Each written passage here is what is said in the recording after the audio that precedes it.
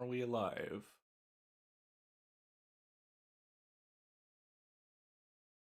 How's it going, everyone? And welcome to a late episode of No Excuses, the first show of the year, with two of your favorite show hosts, Still.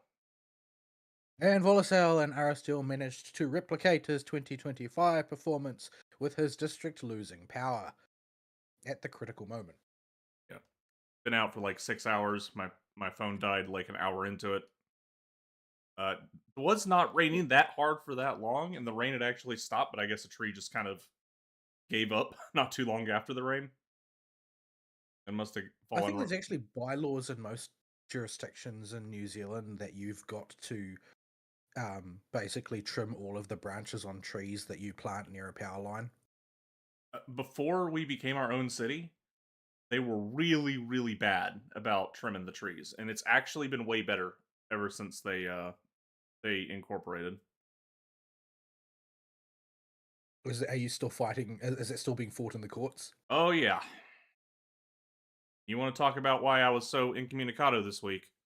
It is entirely to do with having to fight with the county government and the new city government about who the heck I pay my business license tax to. Well, not entirely, but it's a huge part of it. And wasting, no joke, a day and a half on phone calls between the two of them. Buford is seeming more and more like a grift.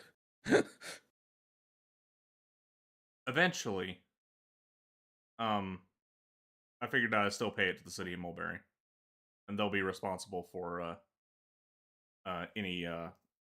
Basically, they can't do anything with the business license taxes that they collect until they're incorporated, because they may have to just turn around and hand it to the city of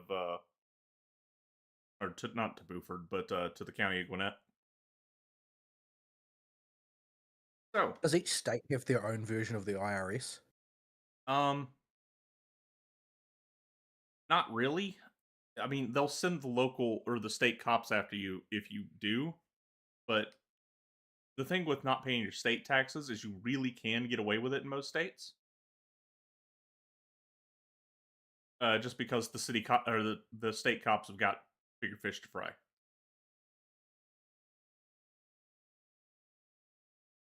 But I'm trying to be an upstanding business here and keep my license and keep the incredibly evil Brad Raffensperger happy. Uh, got got the Secretary of State's office taken care of, but not the county and the new incorporated city, because when you're at the one outpost of not civilization amongst a big blue blob, and you have suddenly decided that, well, we're actually going to become our own town, so that y'all mofos can't impose a whole bunch of rules on us that we don't want, and they're fighting you in the courts. It complicates things a lot.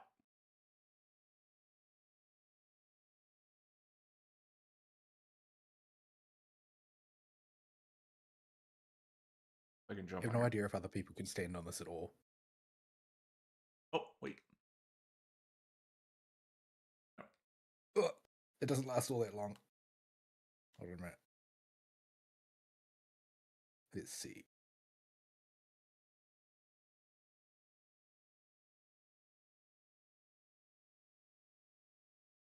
Bumped into you, but I cannot.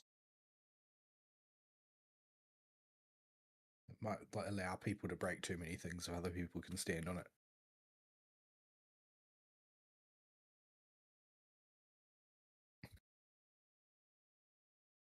So, welcome to the New Year show. Uh, and see, we do the shtick yet? No. Vol, go. I've forgotten the stick for the new year. Anyway, if you'd like to get involved with the show, you can do so by sending us email noexcusesvtw@gmail.com, or you can follow us on the Twitter at noexcusesvtw, or you can join us in the Discord server, which is the best place to communicate with the show hosts and other show listeners, and you can do so by clicking on the link provided in the show description underneath the archive on YouTube. So, as you can see, we got some new toys to play with in WoWa. We'll both probably have a new toy to play with when the next banner comes around. Because our steel is desperate for supports. I have none. I have heaps. In fact, I've got so many that I can't clear any of the in-game modes. I can do the AOE mode because supports are significantly less important there because well, everything has low HP.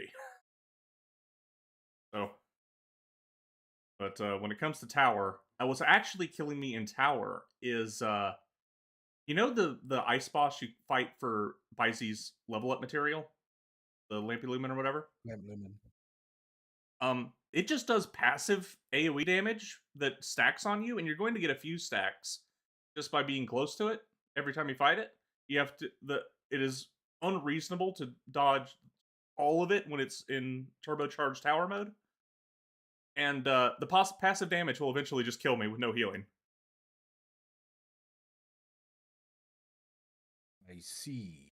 So I need somebody that can do some healing to be able to kill it, and it's blocked me 2 towers in a row now. Oh, the other one is I just don't have the output right now to even do the pre-tower stuff with the Galbrena team because the Galbrena team is Sanwa, Mortefi, Galbrena, and Sanwa and Mortefi are not. They're max level, and that's about it. Yeah, I don't think I can do it. You need to have, at least sort of 2.5 teams, and I can probably scratch together 2 teams at best. So, Yeah. and they aren't 2 teams that can do AoE because Carlotta is just not built for that. It shilled Cardathia and Galbrena pretty hard last time, and if it shills Cardathia, it shills Phoebe at the same time because they're both debuff. They're the 2 debuff based characters, and by extension, to a lesser extent, Zani as well. So I was able to take advantage of Cardathia slash Zani Phoebe on one side and Galbrena on the other. I sincerely doubt that will be the case this time. I did manage to clear an in-game mode once because I pulled the characters it was shilling for. Yeah, Chisa was sort of clipped by one of the bonuses, but that was all that I got, and she was the only character I've got that doesn't probably can get through without needing them. So it was basically a no-go for me. Yeah, And Tau just needs too many characters. the MVP of well, the Whimpering Waste though was your girl Chia Pet.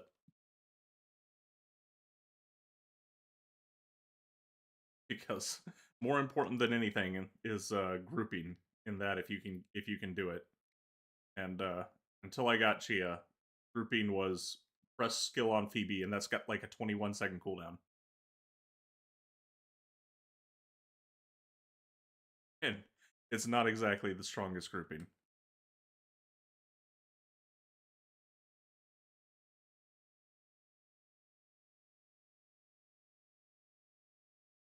So, we have 3 weeks to talk about stuff that we've done. I guess we'll just jump right into that and start with your week. It's plural. Well, I don't have anything to talk about as far as anything outside the norm goes because I didn't have any kind of holiday break. I just did all the same things that I normally would, including work. So, unfortunately, we're just at a low ebb in staff at work at the moment, and I have to rebuild a lot of lost expertise, meaning that I personally can't go anywhere because there's just nobody with the sort of knowledge required if I'm not there. Realistically, in a sane world, that would mean that I would get compensated accordingly for being completely indispensable. But no, they would actually rather the business crash and burn if I left than compensate me accordingly. Yeah. That's just the way it works, apparently, because they can always get more Indians, right? That seems to be what everything comes down to these days. Because, like I said, I'm in a low ebb in staff, so a lot of my time has been recently occupied by hiring considerations, and it seems like the current government thinks that importing Indians is the solution to literally everything. It tells me that you could hire me as the person the furthest away from your field as you can possibly think, and I could come in there and with a few pointers and about 2 weeks of asking questions nonstop, do better than the Indians.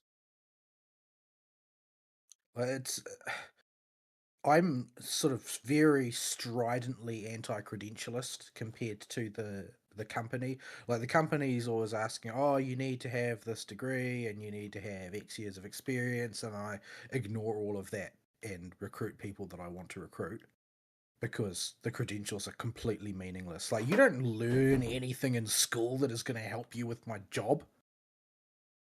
Like I know enough to be good at it because of not because of the classes that I took, but because of my interest in my specialty. Like it's because I want to understand about the topic. That's why I'm able to have the expertise that I've got. It's not because I did a class or ground out X number of years of experience. No, like the most of the best technicians that I've got have and have had over the past few years have very little in the way of credentials, but actually have a decent work ethic. It always comes down to that work ethic. Yeah.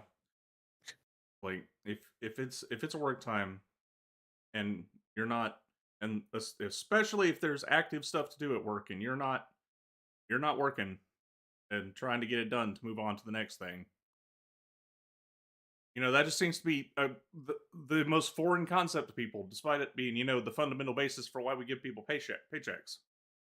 But it's not just about productivity either. Like it's the people with the good work ethic are signaling that they think that doing their job correctly and efficiently is important, and as a result of that they actually pay attention when I'm instructing them in things.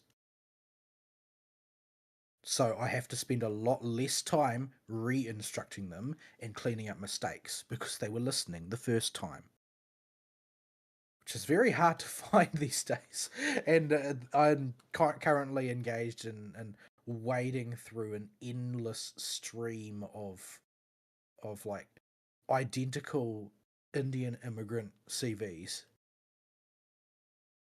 And I mean it when I say they're identical. Like clearly there's like a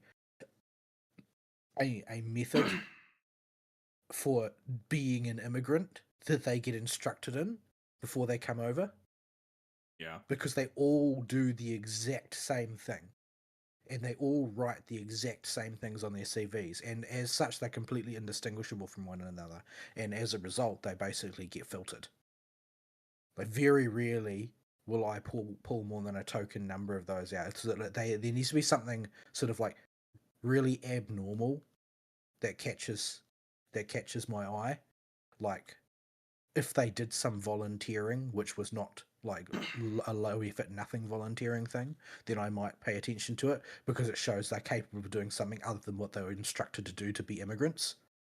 But usually they just get filtered. That's the But impression yeah, I get from a lot uh, of import workers, your H-1B1 in the U.S., Indians for you, and even your low effort Gen Z workers, is they have no ability to take initiative and take even small risks and then take responsibility for them. And this means they don't. Well, while they may not step on any landmines, they're also not making things more efficient. And you can't just assume they'll be able to do things without explicit instruction. yeah, and also everybody's worried about liability these days, both companies and individuals. So nobody wants to go out on a limb in any way because they don't know who's going to be left holding the can. But yeah, anyway, nothing interesting happened in my real life, so we'll just talk about Gacha instead because that's healthy, right? Um, so, um, Blue Archive hasn't done much lately. I think that they're introducing Wild Hunt shortly, very, very shortly. I think they're like the next major event that's going to happen. So yeah, I guess I'm kind of looking forward to that. But my participation in Blue Archive is more or less restrained to the story these days. I don't have the time to mold over trying to come up with strats to do raid bosses anymore. I'm playing too many games at once. So yeah, that's basically been left on the shelf There's a little mini story came out, which was really strange because the mini story is quite obviously a prologue to the recent Trinity Summer event, which it's very odd to me because it's not very long and doesn't have high production values because it's just a mini story. So it would have made more sense if they'd released it as a prelude rather than releasing it a couple weeks after the fact. But whatever. The event itself, the summer event for Trinity, was all right. I feel like this is just my partisanship going, but showing. But I feel like the writers still spending way too much time dunking on Nagisa. Like she was already villainized for a significant part of a major arc of the story, despite the fact that I hold that she didn't do anything wrong. Like she made mistakes, but they're the sort of mistakes that someone is wont to make when they've been abandoned on their own. But no, every story since has still taken the opportunity to dunk on them and to lionize Mika and Saya in their role of trying to take care of Nagisa, with nary a hint entering either of their heads that the reason why Nagisa is so unstable is because she's the only one doing her job, because Mika and Saya have completely reneged on their duties and continue to do so throughout the story. Like, So it's a little, as a Nagisa fan, it's a little bit frustrating to me to see that they always build up the people responsible for the problem as the heroes and the only competent administrator in the school as the villain. look, Saya had to spend her entire time after the coma arguing with that vending machine. Definitely, definitely. And Mika is a But gorilla. Gorillas don't have brains. You can't expect anything from them. Saya spends a lot of the conversations in the Trinity event dunking on Mika for doing things that are out of character, like having a good take on anything. So, but yeah, the Saya is definitely a writer's pet. Like it just oozes out of every pore of the story. Like, she basically knows everything, is loved by everybody, can do no wrong. Everything she does is right and perfect, and makes no mistakes ever. Like it's kind of getting a little bit ridiculous what a Mary Sue she is. So I think she needs to spend a bit more time off stage, or at least having something that gives her character development. Like the Millennium event was her opportunity for that, but she didn't actually undergo any character development. Basically, just every other character gushes over how great she is, and that's basically all that she does throughout the entire thing. And this is sort of like this is viewed as, oh, Nagisa is a terrible person because she doesn't recognize how wonderful the Mary Sue is.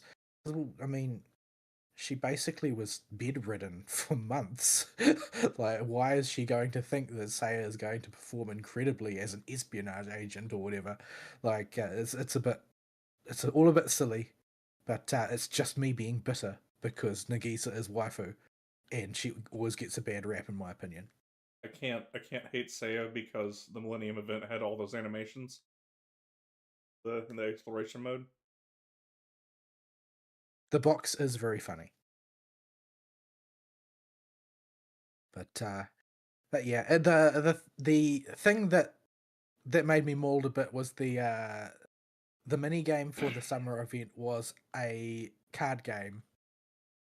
It was a card game, and it was, well, it's a sort of like a um card roguelike, I guess. I don't know. Don't play these games in general, so I don't really know how you describe it. But basically, you start off with a crappy deck each run, and you go through various nodes where you will win opportunities to pick other cards and so on, and you've got to try and put together a competent strategy, and sometimes you just get screwed. So I molded about that a bit, but as you go through, you get more and more and more powerful perks added. So if you just face plant every time, eventually you're going to have so many perks that you should be able to just cruise through because you'll be that powerful. You can still screw up though because it's not a card game in the sense that your opponent has a deck like you do. Um, the opponent is basically an NPC monster of sorts that has certain things on the field that act in certain ways, and it's a puzzle for you to solve with your deck, rather than, oh, they have a deck and you have a deck and you face off against each other in a conventional card game. which is basically to make development easier. Really, otherwise they'd have to develop a whole CCG. But the rough thing about it really is that they've clearly put in way more effort than it's worth, because there's a fully competent CCG on the player side that you could go through, and there's heaps of different deck strategies that you could use, and each school and faction within schools in certain cases have their own sort of characteristic cards and that.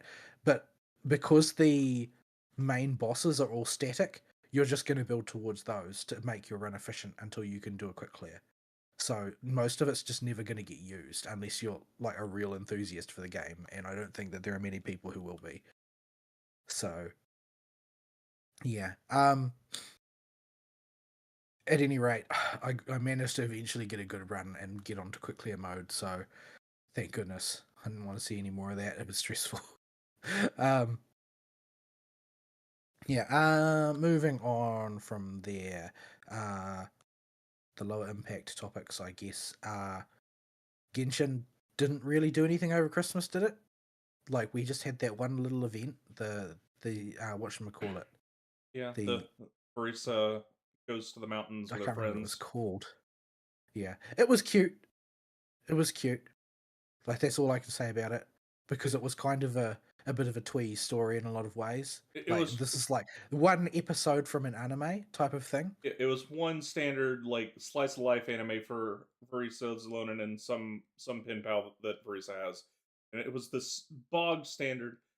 This girl had a weak constitution when she was younger, but she wants to go get stronger to get over it and go adventure to become an adventurer or and go see the world and No, she stuff. wanted to become a manga artist. That Yeah, was what but she wanted to do. oh, that's right. She wanted to go to Inazuma to be a manga artist, but her parents were too scared to let their little girl go. So they, in despite loving her And they very made the much, very sensible objection that they had no reason to believe she could actually make a living doing this. yeah. But I mean, sure, she can. They proved that she can, but nobody thought to tell her parents that until Shalona said, "Look, I've got evidence this time. Let's just spin it." but But they talked to her parents. They showed them how she's gonna do it, and they're like, okay, yep, you showed us evidence, and we're cool with it. We still like our daughter very much, and if you can show us her constitution ain't totally shot, this will totally support her endeavors. And you do that, and she gets to go be a manga artist. The end. even the Traveler getting drafted into the team thing is like the single most telegraphed anime trope I've ever seen. Yeah, But yeah, it was what it is. But it was a cute story, and it was a way to pass the time, sort of thing. Much better than the alternative, which was the freaking Saurian games. I'm so sick of them. yeah. Like, it's just the same events over and over and over. Like, they changed the map and they put a little spin on it, a very little spin. But I'm just getting tired of them coming up every single patch. Like, at least use some creativity. Like, if you had been a bit more creative and come up with a few different things, so you weren't using the Saurians every single patch, then I probably wouldn't get sick of them, because you don't need to give too much cooldown for it to not seem like you're just cheaping out, being lazy. There was the same criticism that I gave to Star Rail. Is like, you've got your birds, and you've got for your match 3, and you've got your whatever the other thing was, the seal slammers, and they were just trotting out seal slammers and birds and seal slammers and birds. It's like, no, please, no, please stop. Now they've tried to put together other things, like they've brought the chimeras back for a second round, and it's like, okay, so that's 2 rounds now that you've done chimeras, but the second one was way different to the first one. So that's fine. Saurians They're clearly just feel trying to add more of these things to the stable so that they don't have to repeat them over and over again. yeah. Saurians feel like they're used like even more somehow. It's like they trot them out every 3 patches at Well, least. the problem was that when they first started coming out, you were still using the Saurians every day for normal purposes and world purposes. So it felt seamless, and you ended up merging the two things in your mind. So it was like, oh well, so we're doing more of this, huh? But yeah, I think they just need to get a little bit more creative Like, because of just find something that is not the Saurians to do. and even on a technical gameplay level for the events they put out this time, the only one that has enough legs that they could expand on it would be like the Saurian, the Colossaur volleyball. But you'd have Yeah, to, and I didn't like that one because it suffers really heavily from latency, or so it seems to me. yeah, that's the problem with that one. If their netcode was any good, they could have like Colossaur multiplayer volleyball. That would be cool. But their netcode's garbage. Yeah, I didn't do very well at that one. It's just not, it doesn't seem to work very well for me. Um, there, and I just don't think that it's.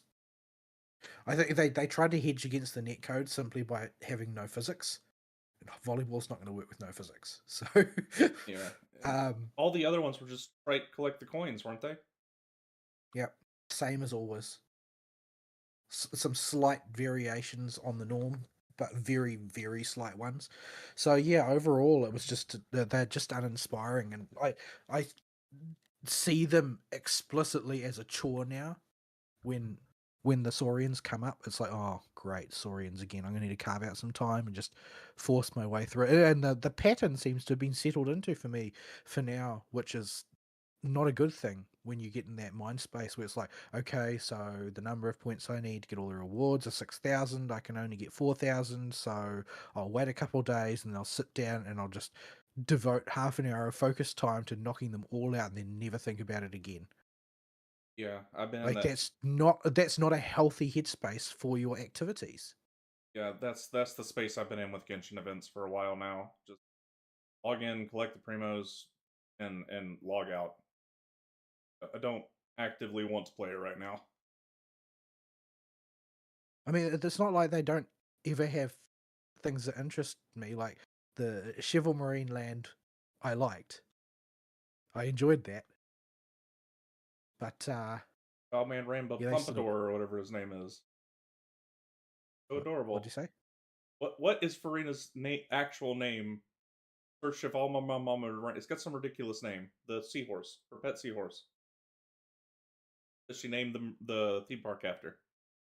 I'm trying to remember what the title that it has is, but they've got such elaborate and French names that I can't remember them. But regardless, that at least was an interesting event with some interesting activities that were thematically appropriate. It wasn't just like one standard unit Saurian collect the coins. So yeah, I don't think really anything happened in Genshin other than my abject failure at Spiral Abyss because it counter shills me comically hard this time. Like Oh, none of my core teams are applicable. It's basically impossible. speaking of Spiral Abyss, the there was one significant account progression on my end for Genshin. Get off the topic that happened. Um, during the Christmas pool sessions, I pulled for another copy of Arisa and got her on the 50-50. I don't remember how deep I went into it. It was at soft pity, at least, I think. Came relatively quick. I don't know what it feels like to pull characters on soft pity. I go double hard pity every time. But But the difference between C1 Verisa, the thing with Hoyo games and their explanations, especially if you don't go out of your way to mold your teams and read the guides in depth, just look at surface level explanations. Uh, is it's very hard to tell the value of constellation numbers and increases by the text. And me and apparently a bunch of other people, according to Vol, did not realize just how big of a jump C1 Barisa is compared to C0. Uh, if you've been playing C0 forever. yeah, there were quite a few people who seemed to decide that they were going to go all in on C1 this time round, and then they were like, "Holy crap! What happened to my numbers?" Yeah, it is. It's ease of play, usability on Barisa, so that you can desync your ults and your charges without worrying about being punished too hard, and the damage increase to uh your off charge uh is just insane. It like feels like it doubles her damage.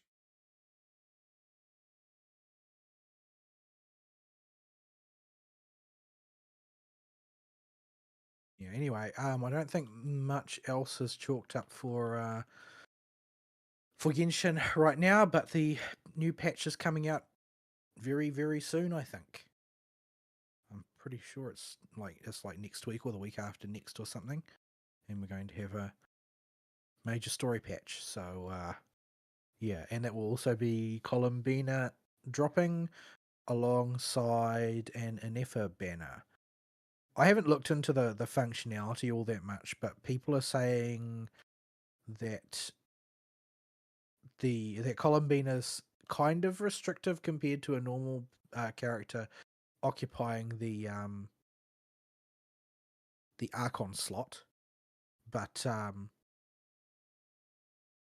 there are a few different teams that she can play in, and you can sort of semi-universalize her if you have her and a Nefer.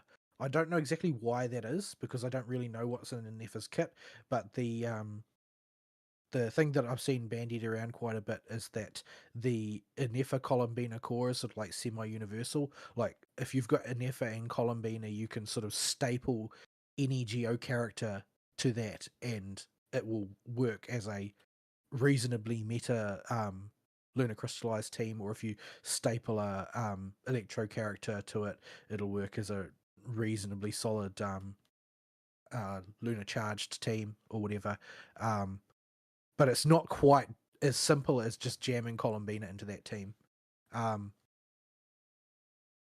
But she does seem to have, as people had expected from the early leaks, a method of playing on field and a method of playing off field. But it all seems to be based around elemental reaction jiggery pokery that virtually nobody actually understands. Her effect on Lunar charged teams is significantly more obvious than Lunar Bloom teams, and what I've seen said is that her effectiveness in a Lunar Bloom team is basically determined entirely by whether or not you have Lauma. It's not determined, like, you can't substitute Columbina as a ghetto Lauma. It doesn't work very well. She does very little damage in that context, as a support for Nefer. Like, she's has to be used as a straight swap for Ino in that team. She can't be used as a substitute for Lauma. Lauma's just too cracked for Bloom. But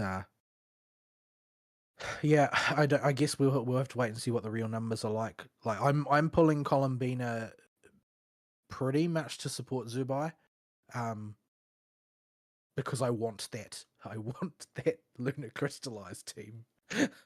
I need my Ningguang 5-star, or Genshin Yishuan, or whatever you want to call her.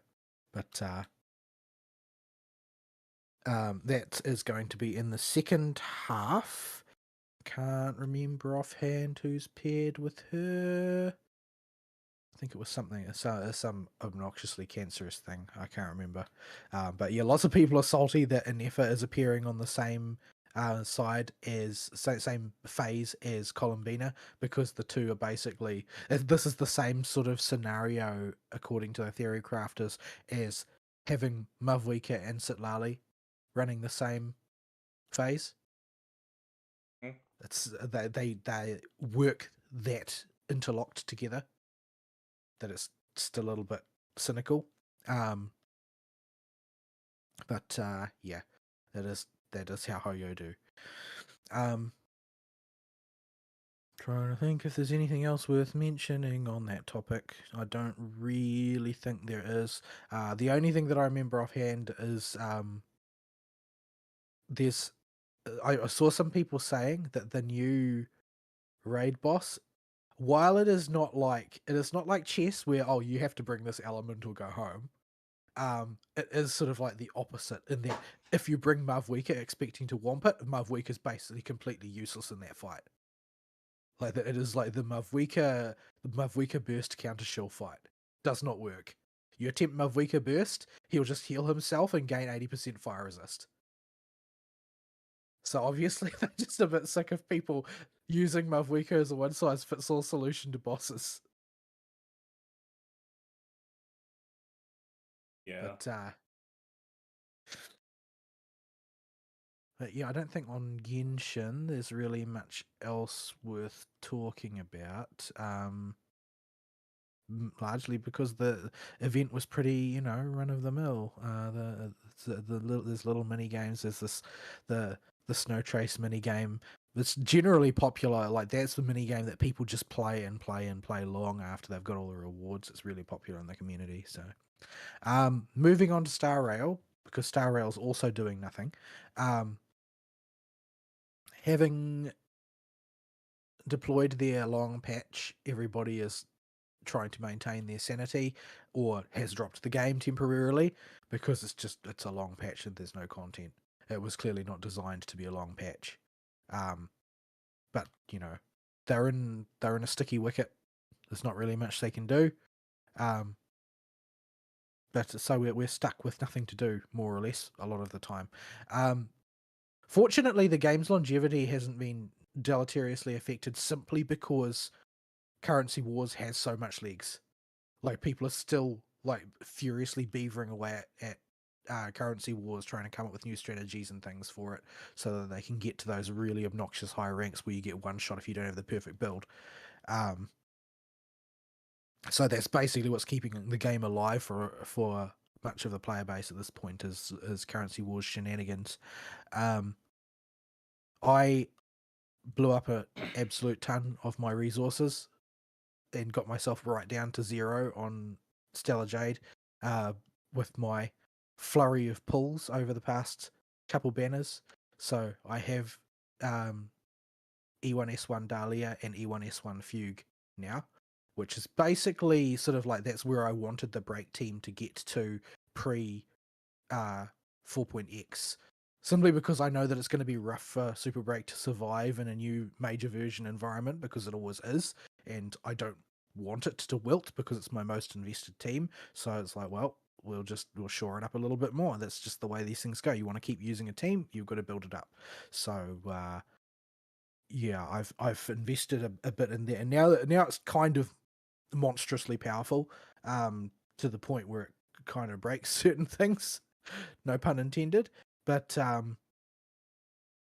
it's still being super break, or as the meta community calls it, super brick, because they assume that if you went all in on super break, your account's basically done for, and I refuse to acknowledge this. Basically they call everything a brick except for the latest and greatest. So I mean, what does that really mean after all? It is working well, but I haven't got any sort of like blind targets to test it against because everything shills super break at the moment because Dahlia just came out. So I'm sort of waiting for the next cycle to come by of something where probably the Aglaya cycle, because there's less likely to be a super break shill stage there, because everybody's going to be shilling Aglaya, or every stage is going to be shilling Aglaya on account of her getting her banner alongside Sunday. Don't think I'm going to go in on that. I don't think I'll put any more investment in Sunday either. Like, people are calling Sunday bad these days because it's the Hoyo meta community, so they're deranged. Sunday is by no means bad. But for me, he is a filler. But he's a filler because he's good. Like, him and Ruan May are basically my generalist supports that you can sort of ram into any team that needs a bit of uplift. Because I don't have Sunday's signature, I have to be a bit careful about the skill point gen of the team that I ram him into, since he's going to cost a skill point out the gate at least, and my energy region's not great. So it is going to drive him a little bit in the negative. But generally speaking, he's really applicable to lots of things. But since I don't have an Aglaya team, which is really the team that is the most hungry for Sunday, I'm not really intending to invest any more in him. And trying to scratch build an Aglaya team at this point would be the height of folly, resource management wise. So yeah, I'm gonna leave that banner alone. Yeah, I would not like. I'm glad they're rerunning Aglaya, but she is not. The rerun Aglaya banner is not for new Aglaya players. It is for people that realized how valuable the E1 is and desperately need to get it. Yeah. Event wise, the Chimera's event was cute. Like, I liked it. I picked Best Fish Hysolins from the start and used her for everything. Which was a little bit unpredictable in various ways. She's not the strongest out the gate pick. But I still managed to get through and win every match, despite the fact that I had a couple nail biters in there, because her beloved burbling fish is not necessarily the most robust chimera out there. But yeah, got her done. But I had absolutely no hunger to play anything more than the minimum number of matches, and the main reason for that was that Saridra and Cypher basically make sport of any kind of strategy.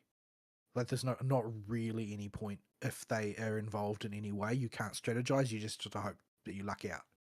Yeah. And that's sort of, it makes it feel like there's no point. Like that, I think that's a design mistake. If the whole thing is about building a deck, we'll call it, and then putting it against another deck, if the other deck can just randomly remove your main card, then what's the point of playing? Like, you might as well just flip a coin and be done with it. Because that was what happened once or twice against the NPC fights. It fortunately happened late enough that it didn't matter, but like the Hysolins strategy only works if you have her signature, like for most of them, right? Her signature chimera.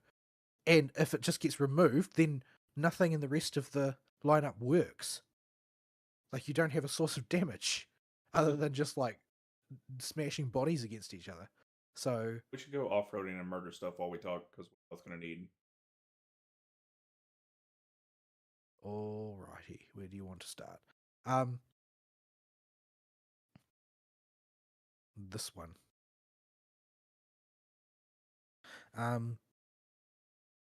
Yeah, so I think that I understand from a game design philosophy point of view why RNG is valuable, but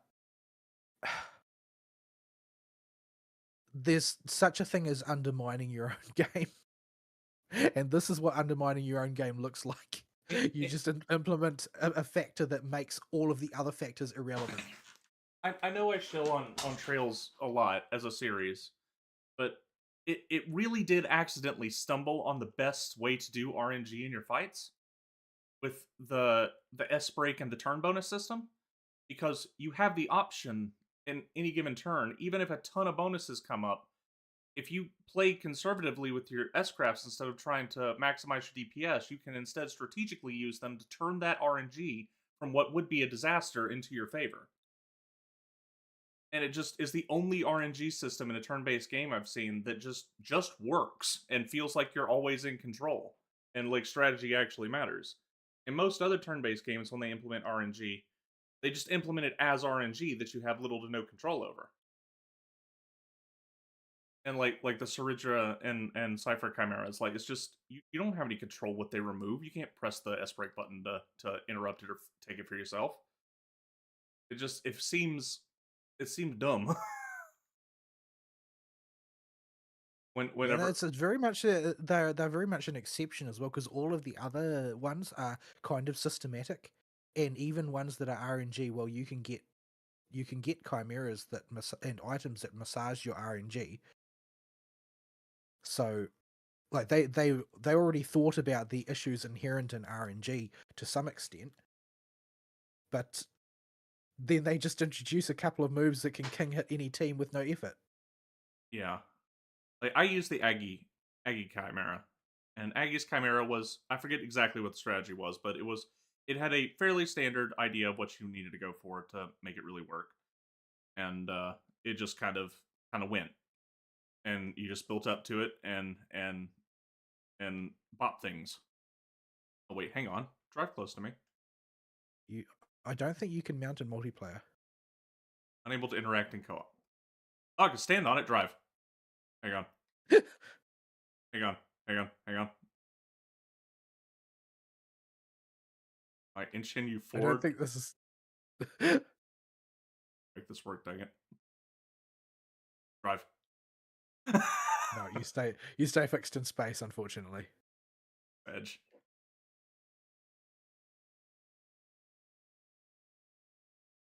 But yeah, anyway, the current event is a combat event, and unlike the other combat events, they decided to put a hard mode in it. And the hard mode is by turns, interesting and bullshit, depending. It's interesting if you've got the right characters, and it's bullshit if you don't. It's the short version. Oh, the current combat of it, yeah. So, like, I do not have erudition or even sustain characters that can do damage with their skill. So I can't do that one. You don't have adventuring, so you can't do the Healy one. Yeah, I've seen people post lineups that have done it without adventuring, but I can't make those work for the ones that I've actually got access to the characters.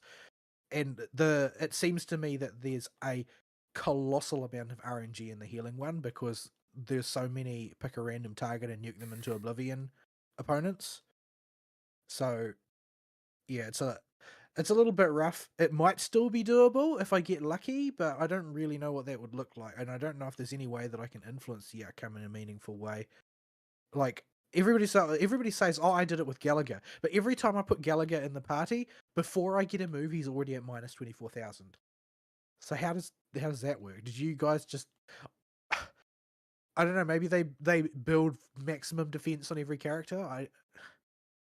I don't know. I don't know. The thing is that people in the sort of like the online discourse build their characters different to what you would rationally normally expect because nearly all of them are engaged in zero cycling and sustainless play, which means that as a norm they are expecting team compositions where you have no support or you have no sustain. Instead, you've got an extra support which shores up their damage, and they build even damaged characters to be more resilient.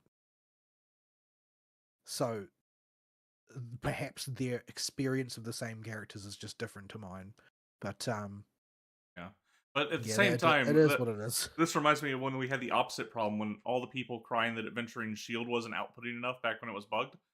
It's like y'all do know his kit shills defense, and I have a don't have his signature and have no eidolons for him and was able to make it work just fine the entire time y'all were complaining. So I don't. Yeah. I don't know. I guess it depends on which community you are observing at any point in time, because presumably you're going to get a lot more in this event. That a lot more of the discourse is going to be surrounding the people who have got ridiculously built teams, I would say, or at least that's the way it seems anyway. Of course, I don't really know if that's how it is, but it is them trying out a bunch of different things that are likely to appear in future boss battles and events, and maybe even become staples of a sort in the general sort of lexicon of things that they have available to use in their encounter design. Can't say I'm a huge fan of the healing thing. It's very frustrating, and hit count seems incredibly toxic to game design as well, because it's like, You mean the oh, only way to another super thing. shill Aglaya? It's just yet another thing that counter signals sustain, and I think that they really need to get back to lethal damage being a thing, and counter signaling sustainless, because sustainless just makes it harder for them to do their design, to be totally honest, because they've got to be more alert for more different toxic combinations of supports that you normally can't fit in a single team. But yeah, I mean, The one that I think is the most likely to see like very rapid deployment is probably the split team thing, because they've done similar things in the past.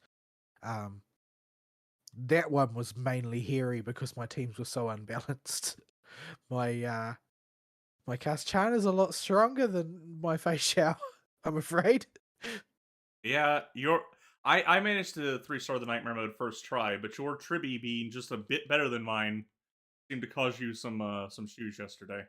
Yeah, like I kept unpredictably, like I would say, okay, so I've fallen behind. My Fei Xiao team has a lead of about 40%.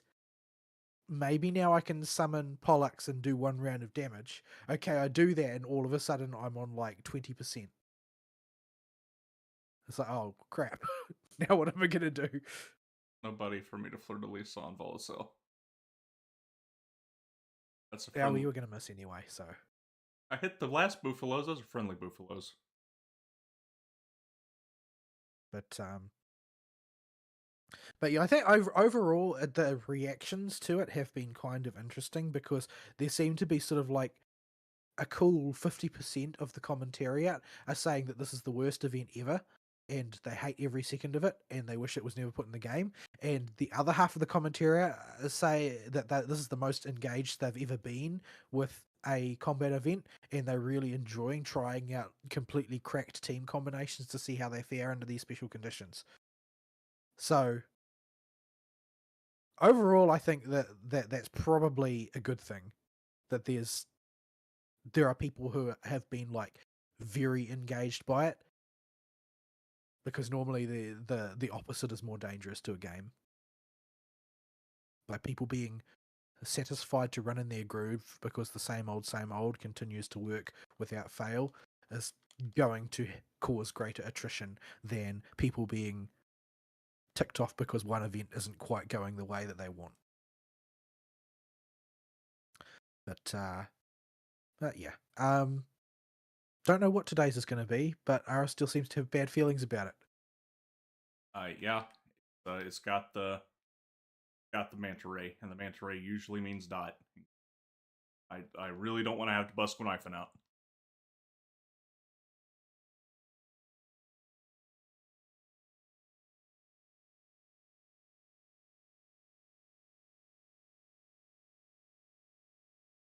Uh, yeah, it is what it is. We've just sort of settled down for a long wait. Unfortunately, that's where we're at now with Star Rail. The the whole Planicardia leaks thing has been entertaining to watch, largely because people were so like hardcore doom posting when the CBT launched, despite not knowing anything about it.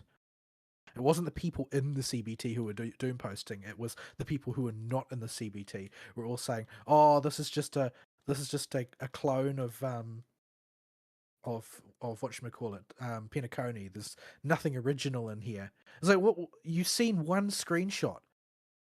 This is sort of like how they all are convinced that there's this like fantasy version of what they are calling Edo Star that never existed, but is based on like one still frame from a Sparkle character trailer, and they've just decided that this is the real um the real new planet, and that they've been robbed because of reasons.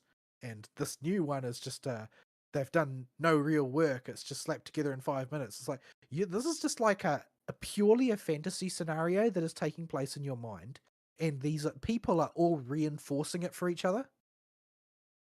I Like cannot. they're bouncing this fantasy backwards and forwards until it's just sort of like replaced reality. As much as I'm not really a Baudrillard fan, this very much is like the hyper reality thing. Yeah, Like the facts of life have no power over the hyper reality because they've just chosen to occupy it, and everything is now interpreted through this lens or ignored because it doesn't fit.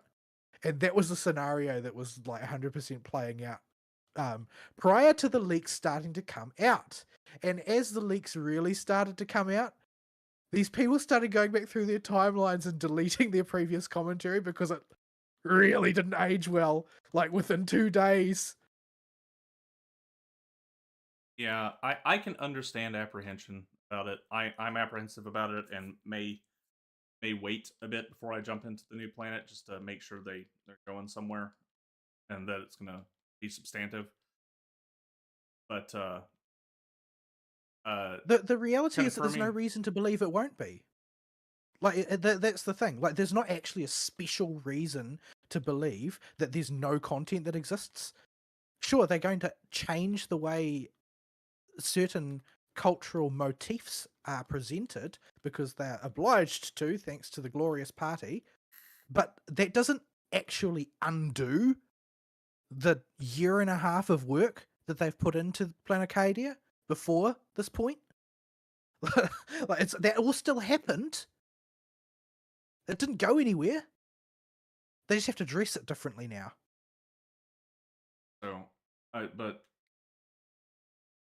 yeah, anytime you have to go through and make any kind of large scale changes, I I can understand apprehension toward, it, but I don't think it's worth it to sit there and speculate on what's coming out until it comes out.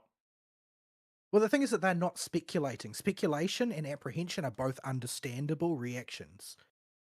Fabricating an alternate reality to which you are comparing actual reality is not the same thing at all. And that's what's actually been happening from what I can see. I don't know where you are. Oh, I wound up falling. I kept fighting in the same area we were in. Oh, I think there's one of those golden stars floating over there, by the way, that wants you to pick it up. I disengaged from on the bike again and come over there, but they're being I'll awfully go stand persistent. by it. There we go. But yeah, so I'm quickly scrolling past anything that looks particularly like I'm going to get any information if I'm going to upload any like thematic data from it. So the only thing that I'm really aware of about Plan Arcadia is the sort of the density of leaks coming out and the drift in public opinion. And the drift in public opinion has largely been that most of the Doom posters have shut up and realized that actually they don't know anything because all of the things that they were talking about from that they allegedly knew from their hyper reality have all been decisively debunked. And so now they don't have anything to talk about, and all of the clout that they thought they were building with their Doom posting has evaporated into thin air, and it's quite funny to watch. Um, but yeah, it, it looks a little bit different to what I expected from the impressions that I've gotten, but not a huge amount different. It looks a bit more. It looks a bit more near future than I think most people were expecting, including myself. I was expecting cyberpunk, but then I realized that the only reason I was expecting cyberpunk was because of the bleed over from other people's hyperreality.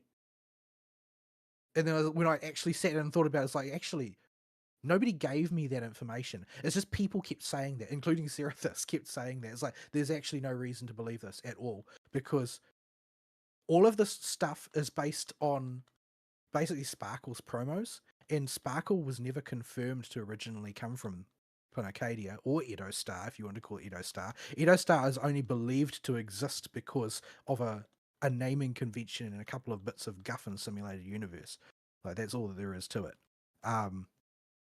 So yeah, there was actually no reason to believe that, because everything that people were classifying mentally as cyberpunk are all things we already have in the real world, like streamers. Like, I'm sorry, but this isn't actually the sort of extremely far-flung future dystopia that that you're all concerned about. This is like sort of Max Headroom tier future dystopia, maybe. If anybody even remembers that. But yeah, it remains to be seen what it's actually going to look like. But the couple of pictures that I've glanced at or sort of like near future at most. And I'm about to die because I forgot I'm not playing Chi, so therefore I can't heal myself at all. So I'm going to go back to Resonance Beacon, and I will bring Chisa out because that way I can survive for a longer period of time. But yeah, it looks quite near future. The way that things have been localized is like you can see, you can not localize, but culturally recontextualized. You can sort of see what they've done and what they're doing. Like I think that um the best example is probably Sparksy. So Sparksy, as most people know from the drip marketing, is essentially Sparkle's streamer persona. And everything about her character is sort of derived from a pastiche of contemporary present day streamers, and including like just spraying hashtags on things and clout farming. um Actually, one of her mechanics is actually called engagement farming. um but Yeah. it's all very sort of like contemporary. It's not far future. You So gone. when you say that, the current streamer culture has in the West gotten to such a divide between the corpo streaming types and the independent streaming types that that can mean two different things. Here's a gold star over here, but I don't want to get in between those two things by myself because it'll take me a long time to kill it on my own. I was on the other side of the road. But yeah, they're all very contemporary. And if you look at Sparksy's design, you can sort of see that originally it was supposed to look quite Japanese. You can tell by looking. There's a lot of like they've gone with a uh Alice in Wonderland motif for her, but you can sort of see where what was formerly a sort of like kimono styled outfit, not actually a kimono, but a kimono styled outfit designed to evoke the same sorts of design tropes, has been sort of like recontextualized a little bit here, a little bit there, add some frills here, some lace here, some argyle there, and without really actually changing the structure of the outfit very much, it now looks non-Japanese, more or less. So they've used a pretty deft touch to accomplish what they've done there. And I'm expecting that that's probably going to be the theme throughout. There's a lot of other things like manga being recontextualized as just like general comics, which the localization team was going to do anyway. So, um, I just evaporated those cattle. Enjoy your meat. Um, Poor cows. What do to you? well, they were made of delicious meat, and Oh, as such, I never really had a choice. But yeah, so it's. I don't have any special reason to be specially optimistic, but nor do I have any reason to be pessimistic about it. I'm quite happy just to take it as it comes. It just looks like from sort of like the area shots that I've seen people post, it just looks like modern urban Japan. Like this, it looks like a modern urban cityscape. Totally normal. Like if you told me it came out of the next generation of open world Pokemon games, I would believe you, because that's what it looks like. Pretty normal, which is interesting because generally speaking, we haven't actually had any Star Rail adventures in normal places yet. There's always been something particularly fruity about them. So yeah, you could do things with that. I'm quite happy to just see what they do with that in the end.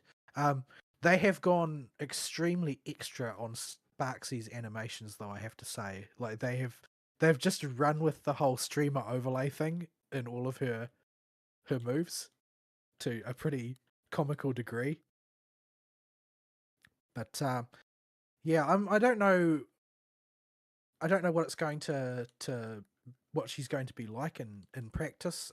If you look at the way, say, deployment of characters usually goes, like there ain't nothing wrong with Aglaya, but she requires quite a bit of work to get running, and she never really occupied the top practical slot. She was definitely the top theoretical damage ceiling for quite a number of patches, but it was also a damage ceiling that normies couldn't get to. um, but yeah, so it's hard to say where Sparksy will go, especially because the elation mechanic is so such a walled garden. Much more of a walled garden, I would say, in various respects than Remembrance was. And Remembrance did lean quite heavily into Mono Remembrance. Like, I mean, Premium Casterus is Mono Remembrance now, right? I'm fairly sure about that. Like, I don't run Premium Remembrance because I don't have Cyrene, but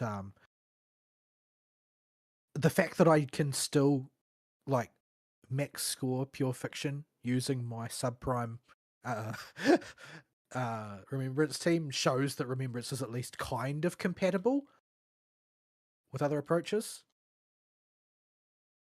But Elation seems to be less so.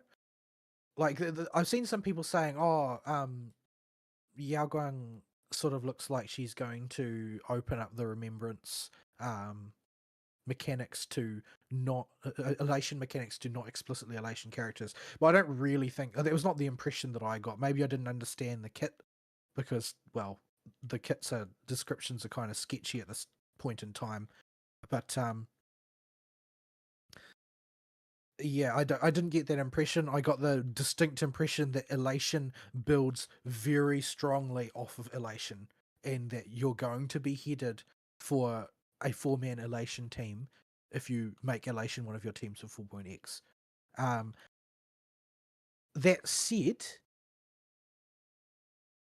it's sort of hard to be sure about that because from what it looks like, Sparksy's pretty much just a one standard unit elation DPS. The idea of like a crucial linchpin to a new archetype being released in the very first patch doesn't really seem like it's a sure thing. It could be. Well, I There's mean, no strong reason to believe that it couldn't be, but our first on-planet major Remembrance character was Aglaya, and she was one bog standard unit Remembrance character. She came out given the information we had at the time. Because we didn't know that the well, shoot the thing dragon is, was going to be as shoot dragon as it was. yeah, but they also didn't release an elation. They didn't release a Remembrance support alongside her, which they are doing here. The first two characters are elation all-purpose support and elation all-purpose DPS. Is there a Remembrance support other than Trailblazer? That's just support, not sustain? Kirby's erudition. Well, I mean, the way it's structured. No, Triby's harmony. The way it's structured, Remembrance sort of doesn't like. You could call Hyacine a sustain, but you don't need a sustain in Remembrance because everybody's health pools are enormous, like twice as big as every other archetype. So functionally, Hyacine is basically an energy battery for Remembrance teams. She fulfills the same purpose. So she is a support. Hyacine is a support. And she is the linchpin support that makes Mono Remembrance tick over. If you take Hyacine away, Mono Remembrance starts to break down very rapidly because Lingsha just cannot keep up. And she's the next highest healing output. Well, there's the people who swear Gallagher is, but they're weird. Something tells me they're just attracted to the... But yeah, so it's not 100% clear what Sparksy's role will be. It seems like Sparksy's specialty is basically generating stacks, punchlines in this case they're called in the current translation, for the aha moment. So basically, you can think of elation as basically, people are calling it rather cynically, lunar follow-up. But It's basically, you can think of it as an archetype-wide Lightning Lord, where you've got like this other character who is on his own timer, and when he comes around, he does his own thing based on the stacks that are in play at the point that his turn comes up. And basically, Aha is this. Make him laugh hard enough, and he's like, "All right, I'll help you out." That was good. Well, basically, he's on his own timer, and his speed. The main thing people are unsure about now is that his base speed seems kind of low for the way archetypes currently work. So his meta value, Elation's meta value, is really obscure right now because it doesn't seem like Aha could possibly move fast enough to make an Elation team capable of zero cycling. But they're definitely going to make the new archetype capable of zero cycling, so nobody really is sure how it's going to play out. But basically, Aha's speed at present seems to be based on the sheer number of Elation characters that you have in your team. And his static speed goes up based on that. Now, there are probably other ways to raise Aha's speed, and Yaguang has an ability that will deploy an extra Aha moment at a fixed stack value when she uses her ult, I think, something like that. But basically, when Aha's turn is up, he has an Aha moment. I can't remember what they actually called, but he'll basically trigger every Elation character's Elation skill. So Elation characters all have an extra skill, the way Memo Masters have a Memo Sprite skill, and all of the Elation skills will go off on Aha's turn. He basically triggers them all, and if there is no Elation skills that can go off for whatever reason, then Aha will just do some Aha thing that is not really that clear at this stage. Probably just like regular damage or something, I don't know. Or maybe something even more bizarre. But basically he triggers all of the Elation abilities, which will then go off on go off with like effects that are proportional to the number of punchlines that were earned before Aha went off. And then it will reset the number of punchlines to however many Elation characters are in the team. And And murdered everything out there. all of the characters that triggered an Elation skill at that time will then gain a buff called Certified Banger in the current translation, which is basically just a recording of the number of stacks of punchline that they had at the time their Elation skill went off, and that recorded number will be baked into skills that play off of that buff. It's basically so that there is like two turns of after effect after Aha has done his thing, so that you don't immediately have your character reset back to nothing while you're building up your next set of punchlines. So that seems to be the general gist, as I understand it, for Elation. And yeah, I'm sort of a bit unclear about where that's all going to come down. But it is beta. We'll see how it goes. I haven't seen anybody really say that much about it, which is probably a good thing, because it means that it's not egregiously broken or egregiously underpowered. Whether or not that's the way they want it to come out might be a different story. Maybe they want it to come out overpowered. I don't feel like Aglaya came out overpowered, but I don't know if that's because I don't think Aglaya has gained or lost any power. I think people just had no idea how to use her. Yeah, the problem with the Glaya wasn't her power level; it was getting that power level activated. Where to the point that months and months of farming without E1, I still don't have it all the way turned on. Yeah, I feel like Aglaya is kind of a good case study in like the launch patch shill effect, in that I think that the main reason people didn't really have any good idea how powerful or not Aglaya was is purely based on the fact that she was shilled so hard in her launch patch that you could do any old crap with her and it would work. Yeah, if you get energy regen as a shill effect, I mean, she's great. You can run any old team with her. But if you don't, getting her to work is it's an adventure. But She but yeah, said it's doing so as much damage as my fleur de lis. it's because Chisa's best girl. She's got best girl power. But I have big Assets. Tracts of land. just generic big everything about Fleur de Lis big.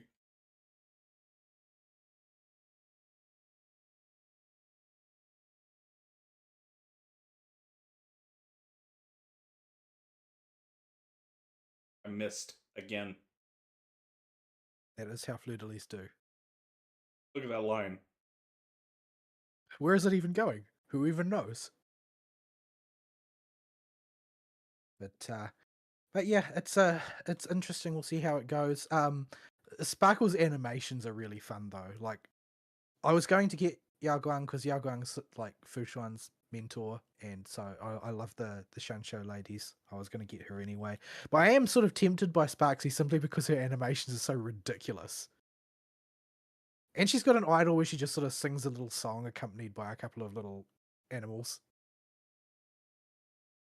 A lot of people have been watching that on loop, it seems. But yeah, it's they really they really went hardcore into the whole stream overlay thing where there's like lots of weird graphics and stuff, and it's kind of fun. But yeah, that's all months away, or so it feels. I don't know how far away it actually is. We're at the start of oh, I accidentally climbed on the vine and now I'm just going. Fantastic. I stopped to grab the chests here. I ran over the vine by mistake and it just grabbed me and started Oh. taking me into the sky. I got all the chests. I'll follow you once I get the bike back up. Why? There's nothing to fight up here. Fine. But oh, I can see the base of the vine is hidden under that mushroom down there. That's probably why I didn't spot it. But yeah, so we are only a little ways into the patch, I feel. I don't know how. Oh, oops, I did it again. I guess I'm headed back down. I didn't think wheels work like that, where you can slide laterally along the ground, but apparently they do. Yeah, so we're in the first week of the second set of 3 banners. So we got a while to go yet. My goodness me, it's going to be such a long time. There's like one other mini event still to come, but then that's pretty much it. It's a good thing Currency Wars still has legs. Though I find myself furiously gravitating towards Break every time because Break is the one that actually works for me. And they buffed Rapper in the last round of buffs for Currency Wars, which was the big thing with using Break, is that you're going to start with Rapper as your main offensive on-fielder, and you basically don't have a good way to transition out of Rapper because you're going to move in terms of on-field damage from Rapper to Boot Hill, and there's nothing in the middle, and Rapper used to fall off too quickly in power for you to make the transition comfortably. So it was always a bit iffy in the middle game, but they've made Rapper significantly more enduring in terms of output, so that's been helpful. My promotion to Amethyst 6 was significantly easier than my promotion to Amethyst 3 was.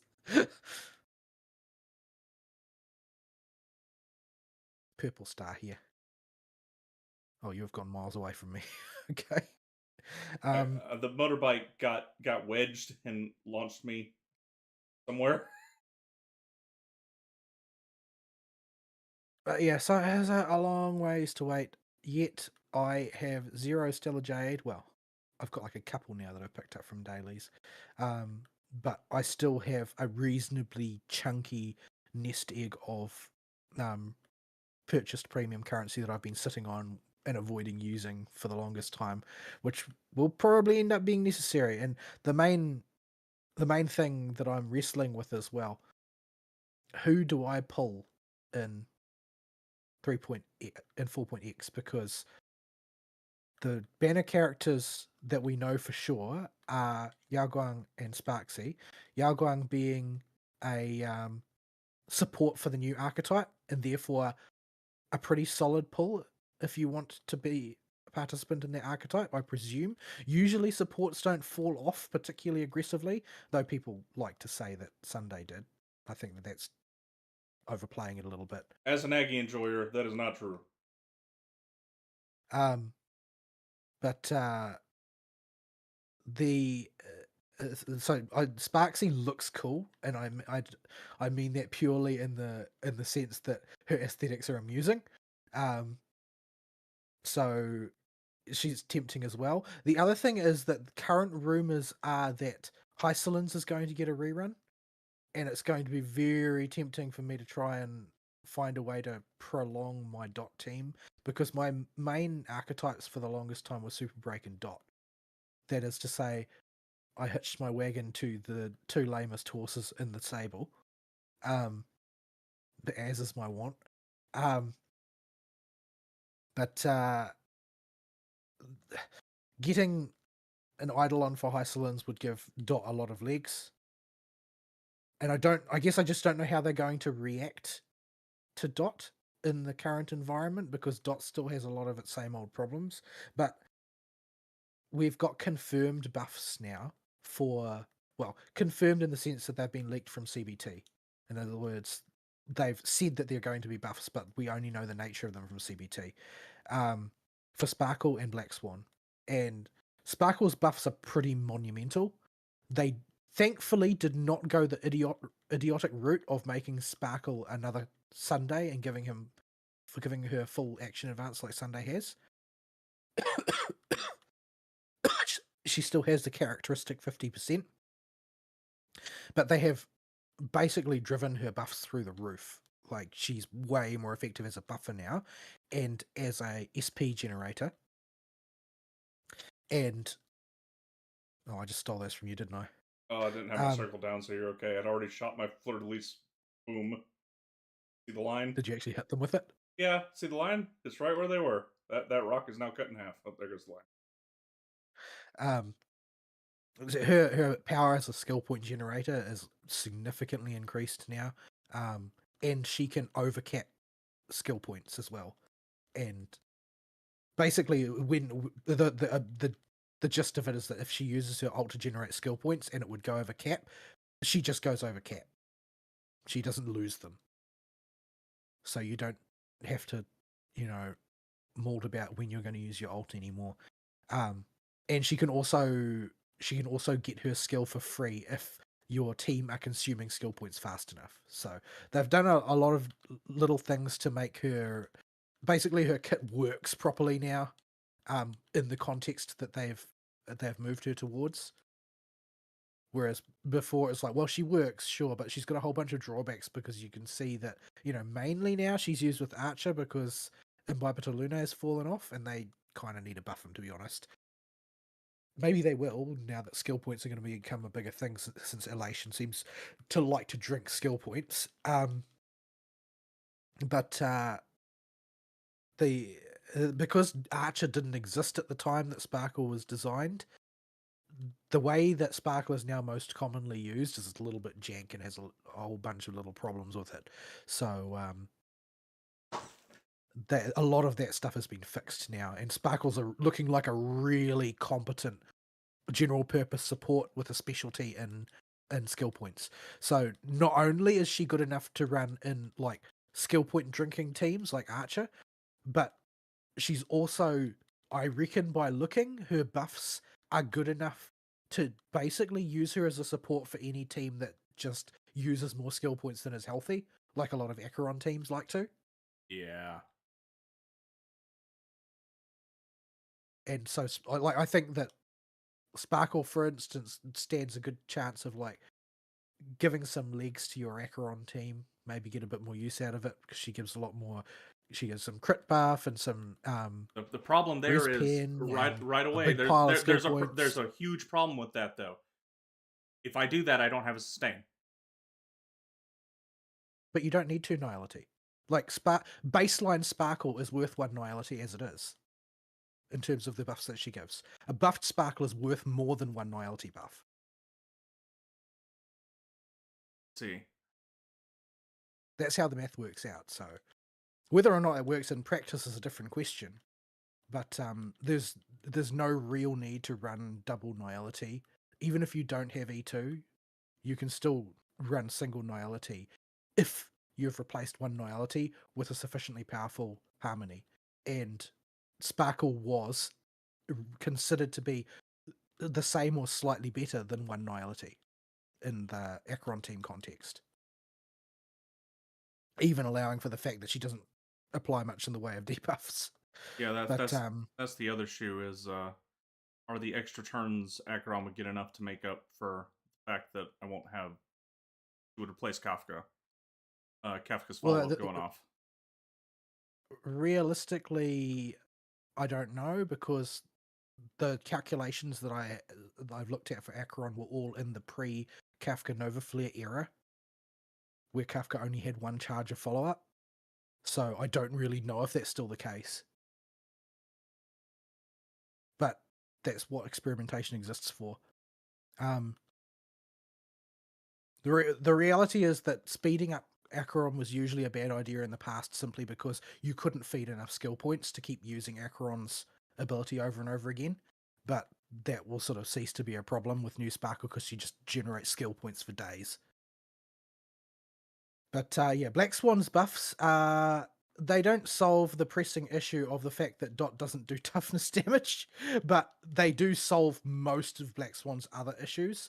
And she's sort of like as a damage generator, she's kind of more or less on Hycelin's tier now, because she can stack her Arcana indefinitely, as opposed to capping out at 50. Instead of wiping every time the enemy has a turn, it simply halves, and you can while you can stack it infinitely, there's a chest here, by the way.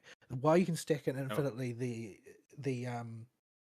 the stacks in surplus of 50 will disappear when it does damage, because they don't want you to be able to snowball forever. But the fact that you aren't going to be reset to 0 every single time, and the most important thing is that her debuffs to enemy damage resistance now apply outside enemy turns.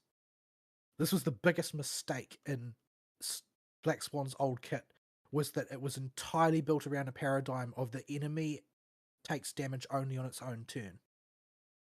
Which I don't know why they made a mistake like this, since Kafka was already the dot team driver back then, and remains to this day to be the dot team driver. And Kafka deals damage on her turn and makes dots pop on her turn.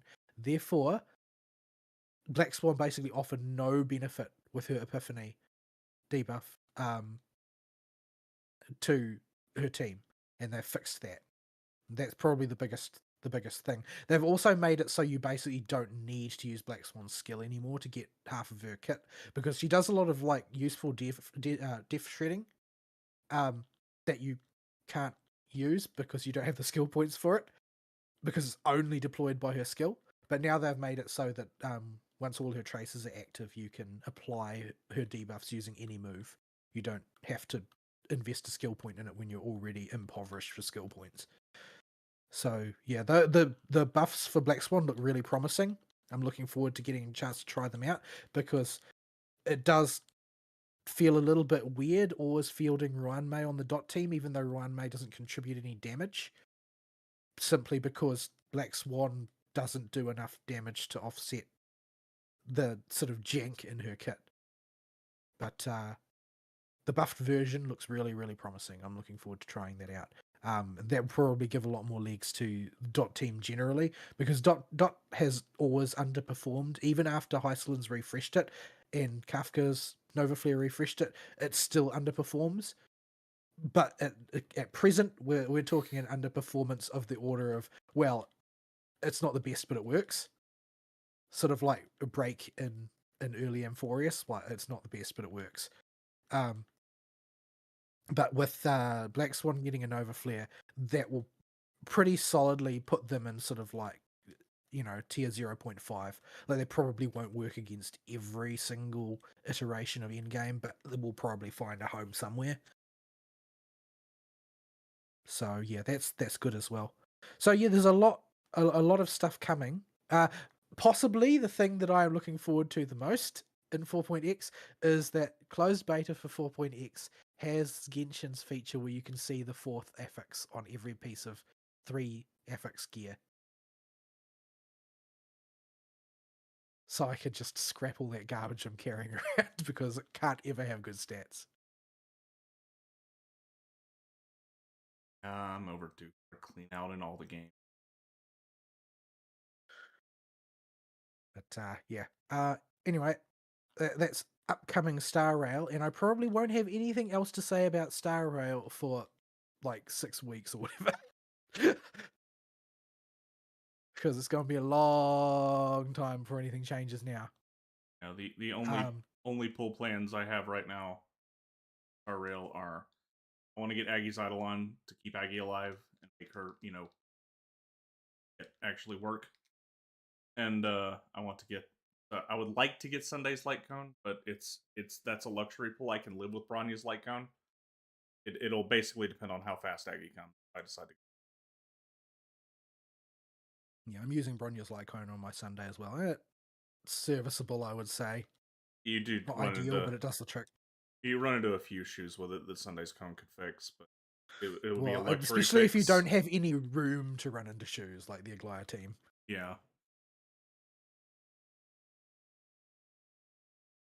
Hey! You hit. Buggering Congratulations. numbers.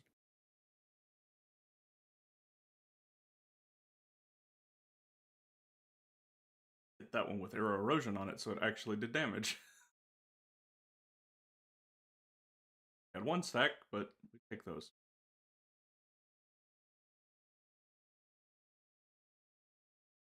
Yeah.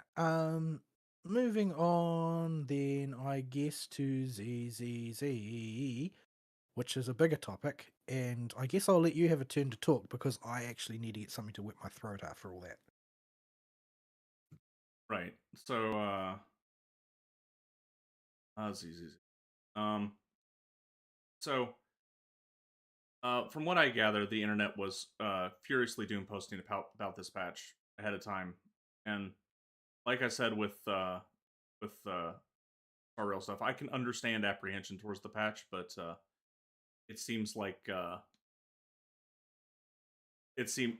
doom posting went out of hand from what I saw on or from third parties sending screenshots of Twitter and stuff on various types of farms and stuff that I was getting the overhead view on.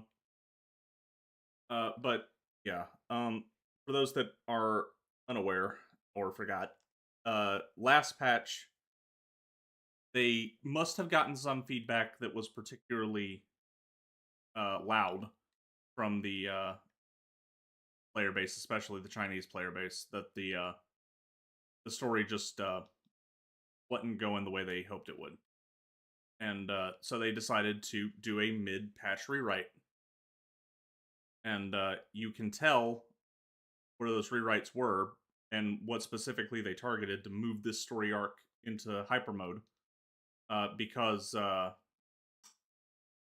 lines of dialogue last patch were just straight up not voiced, and that continues to a degree, though not unvoiced in this one. But they didn't have time to do the editing on the voice. They only did the recording for it. There are unvoiced lines as well. Are there in Japanese? I don't think there were any in English. There's like 3 or 4 of them. It's kind of conspicuous. Yeah. So in English they were all voiced, I think, unless I just forgot. But there are unedited This voice communication schedule with Japan is probably on the rocks right now. Yeah. So yeah. So you can tell where these rewrites were because very, very early in the quest, Shifu gives you a phone call. And it's a video phone call, and she's talking, and it's got the video phone call effect on it. And just random lines throughout it. Not random ones. They follow a theme that we'll get to later. Just don't have the phone call voice effect on it, and it'll just be. By contrast, though, the Japanese had no issues with that in that conversation. All of the ones which were missing the effects, I think, apart from like 1 or 2, were Lockspring dialogue, where Lockspring's explaining his motivations. Yeah. So there are other context clues around for what might have been going on with the story, or where they might be have pivoted to, but definitely was involved in the changes at some point with the Lady Sunbringer stuff and the Porcelain, the material, being the major focus of the new area that we unlock. Definitely a seasoning. Yeah, and but none of that is relevant to the main story of this patch, aside from Lockspring himself. But so so there's all that. And unfortunately, if you have not played the ZZZ patch, I do here. Uh,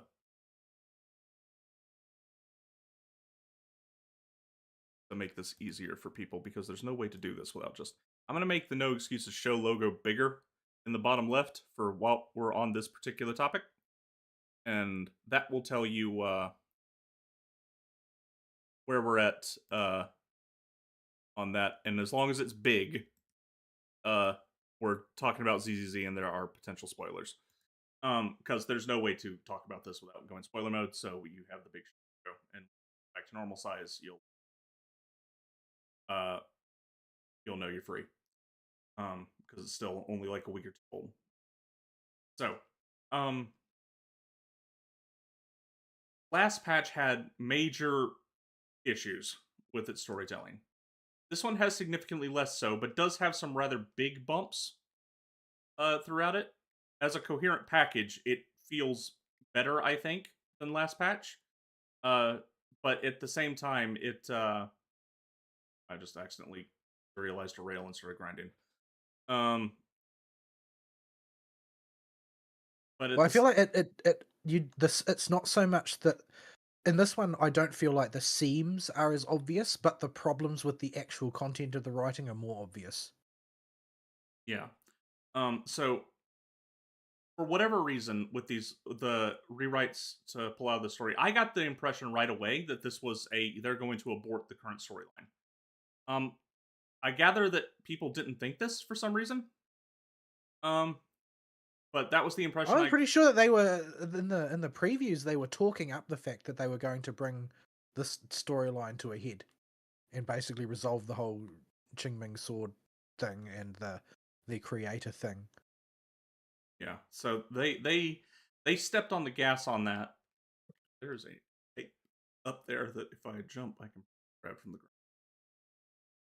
Just use the tractor beam. Well, it's too high for the tractor beam directly under it. I have to jump first. Really? I Yeah. can't see it, so Oh, I just got it. So, uh, but uh, but yeah. So in last patch we had Sarah unceremoniously whisked off stage. She has not done anything. Right before where I thought the story is would she be. dead? I was really sure she's dead, but I don't know. Well, she looked dead to me. She seems pretty dead. It seems like a deadifying thing. Yeah, but with Hoyo games and anime style media, you never know these days. Um, but they just kind of unceremoniously off her and have After building her up literally since launch as an antagonist. yeah, and it it seemed like they were starting a bit late with Sarah to get her really rolling in, as an antagonist, but she had a lot of build up. You can turn that into a legitimate antagonist there, but they just didn't. They just off screen. Well, they didn't off screen. She was on screen when she died, but it was a very unceremonious end to a character they'd spent a year and some change building up. To She was basically the mastermind behind virtually everything that happened in 1.x, either directly or by proxy. Yeah, No pun intended. so I get the feeling she was meant to play a bigger role, but this is all speculation on my end. Just because it doesn't make any sense to spend a year building up a character and then unceremoniously off him. But the thing is that why would you just off the character? Like, even if you want to change what the character does, you don't have to kill them. Yeah, I think they were trying to abort the entire Exaltus storyline. because they got the impression people did not like it. I just knocked the dude off a cliff. Yeah, well, I mean, they also seem to spend an awful lot of time throwing shade at the Exaltists in this one as well. Yeah, Like there's a bunch of meaningless mooks. They don't know anything. They don't understand anything. Like they're basically half of Lock Spring's final dialogue is just dunking on the Exaltists as being useless people who don't really know anything. yeah. Which makes me wonder what the flavor of the feedback they got was. Oh, it was dead before I could. I haven't seen anything particularly revelatory on that topic, to be totally honest. Yeah, and I don't know if we will get any at this point now that we're past it. Um, but it's it's interesting. This story feels more coherent, but at the same time, it's going to suffer from the issue of we are now at the finale of the Creator Exalta storyline. And while they abandoned Sarah, they apparently don't want to abandon the Creator entirely, and just the thing we were fighting was a aspect of the Creator or something. Not It's just a messenger. It's like just a powerful ethereal is basically the only thing that they. This is what I was really sort of hacked off about. It's like you spent all this time building them up. You like got this custom model and basically made a freaking magic Gundam for your enemy. And then you're going to reveal after the fact that it's not actually the creator, it's the creator's messenger. It's just something the creator made. In other words, it's just an ethereal. yeah, so we don't really know what's going on with that, and it's kind of there. And the other most egregious point in the story is where all the things that were conspicuously voiced start to click together with some credible speculation as to what was going on here. And that is what I'm calling the creator ball. Because this thing makes no sense. It is the Yeah. And everything that they apply it to sort of like I know that I'm the sort of person who thinks way too much about whoops, I pressed the wrong button. I think way too much about like the metaphysics of a setting and the rules that make it up, etc., etc.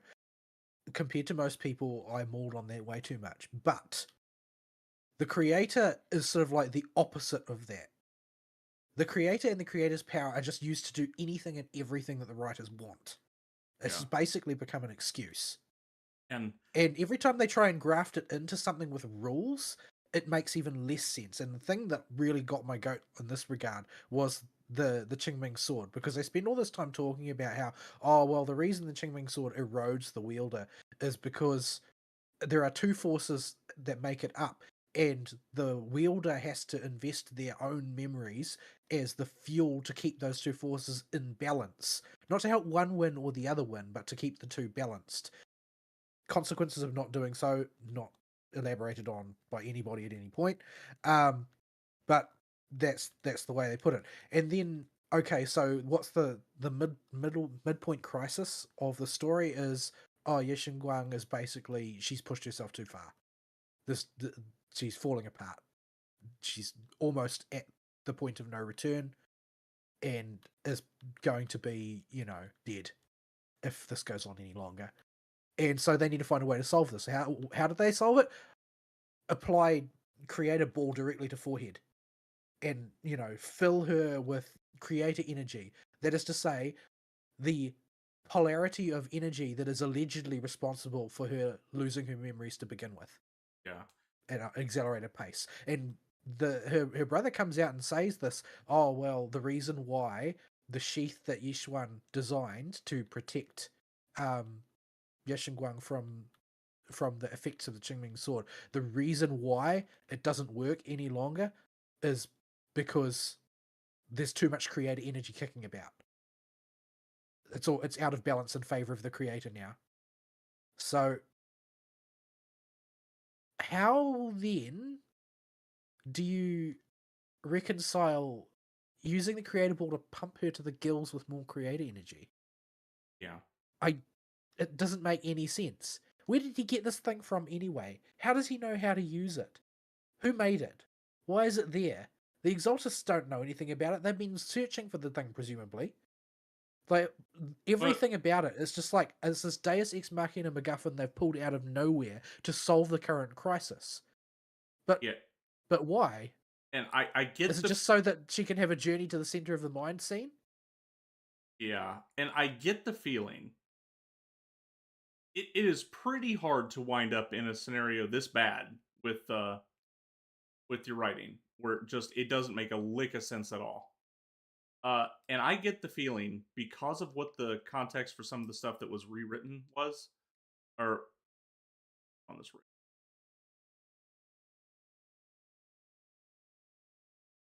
I don't need to get on that rail. That rail. He's magnetizing me to the other one. Uh, I get the feeling that the creator ball and Big Wowo's brother, um, ew, uh, were the subject of the most rewrites, and because the stuff that was changed in the dialogue from the previous patch and this patch, it seems, relate to Big Wowo's brother and relate to some artifact or spell technique that existed in the history of Yonkwei Summit and the mysteries of the Weefy Peninsula. And I think those were supposed to mean that originally Ye Xingguang's brother was supposed to be a genuine traitor for the sake of his sister, and that this ball was supposed to be what all that mystic bullcrap from the last patch was about. But that isn't. I mean, maybe because none of that made sense either. Like, I still don't at this point know why anything in the previous patch happened. Like, Yeah, it's just seems like arbitrary stuff that happened in order to facilitate Banyue having a scenes. So yeah, I don't really get it. And I think that like a lot of this does come down to them failing to establish metaphysics. Like, and I blame this for a lot of things, but I think this is actually the main malady for modern society as a whole, is a lack of coherent metaphysics. But I know that they don't want to come clean with ZZZ taking place in the Hoyoverse, and I think that there's going to be quite a bit of blowback when Alicia's little sister with her wingerlings gets to make her appearance. But the fundamental nature of what the creator is hasn't been established, and the creator is basically the creator is basically the same in the same position as the will of the Honkai from early Honkai Impact Third, in that it's just sort of like this nefarious, nebulous, probably a being with probably an agenda, which is not really clear. It's just kind of like because they've got this power floating about called the Honkai, so they need to direct it in some way because it always acts oppositionally to humanity.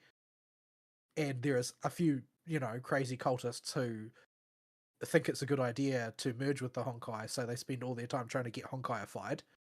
So it's the same sort of parallel structure, but they realize pretty quickly that in the Honkai Impact plot that okay, so we actually need to give some sort of direction to this. We need to have sort of like lodestones that the story has to move from one point to the next in a coherent fashion. We can't just have this wooja floating in the background and then a bunch of other sort of random artifacts that just appear.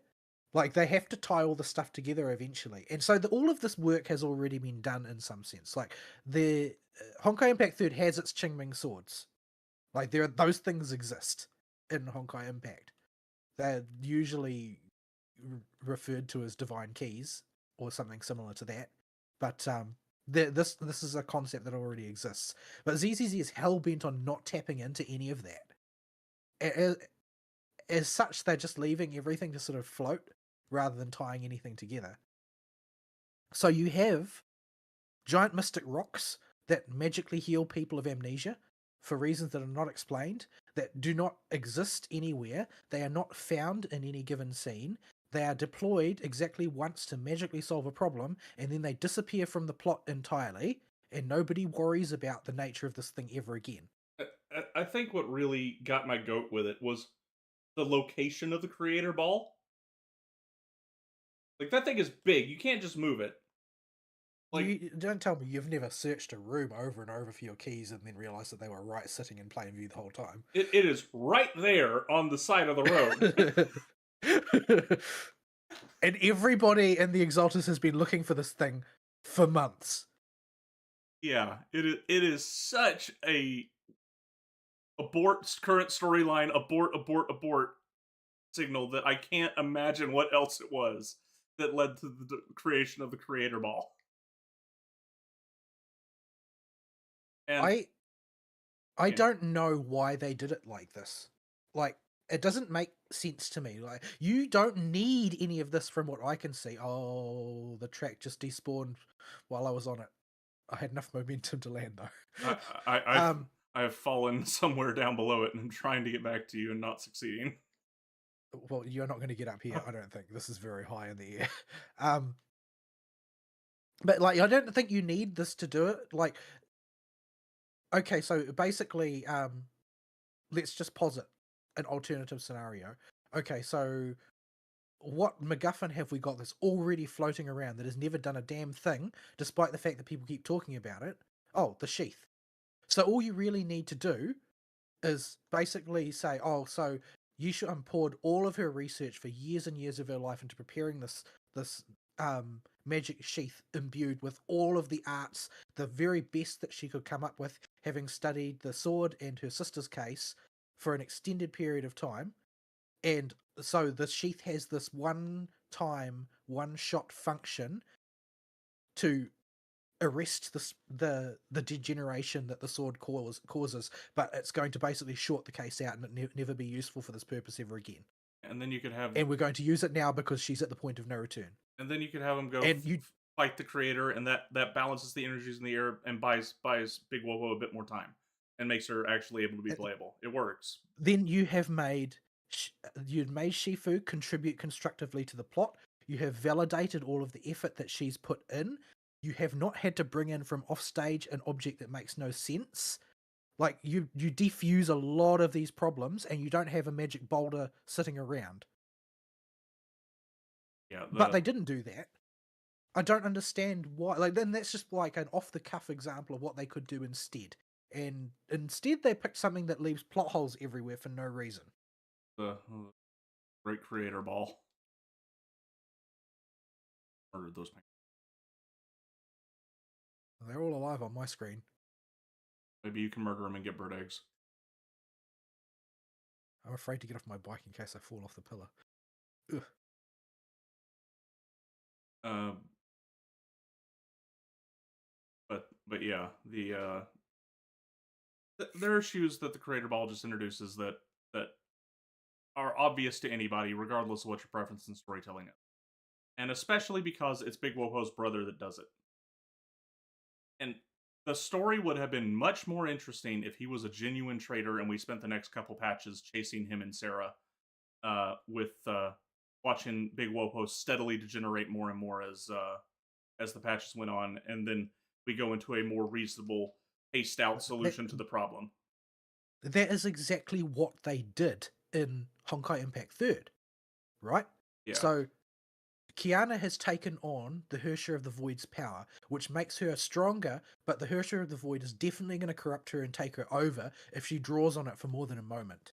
And because Kiana has an irrepressible hero complex, she's not going to stop using that power no matter what. She's going to keep using it to save as many people as possible, no matter what it does to her. And this basically causes Raiden May to have a breakdown, because Kiana now has the power to oppose her, oppose any attempts that Raiden does to forcibly stop Kiana from being reckless.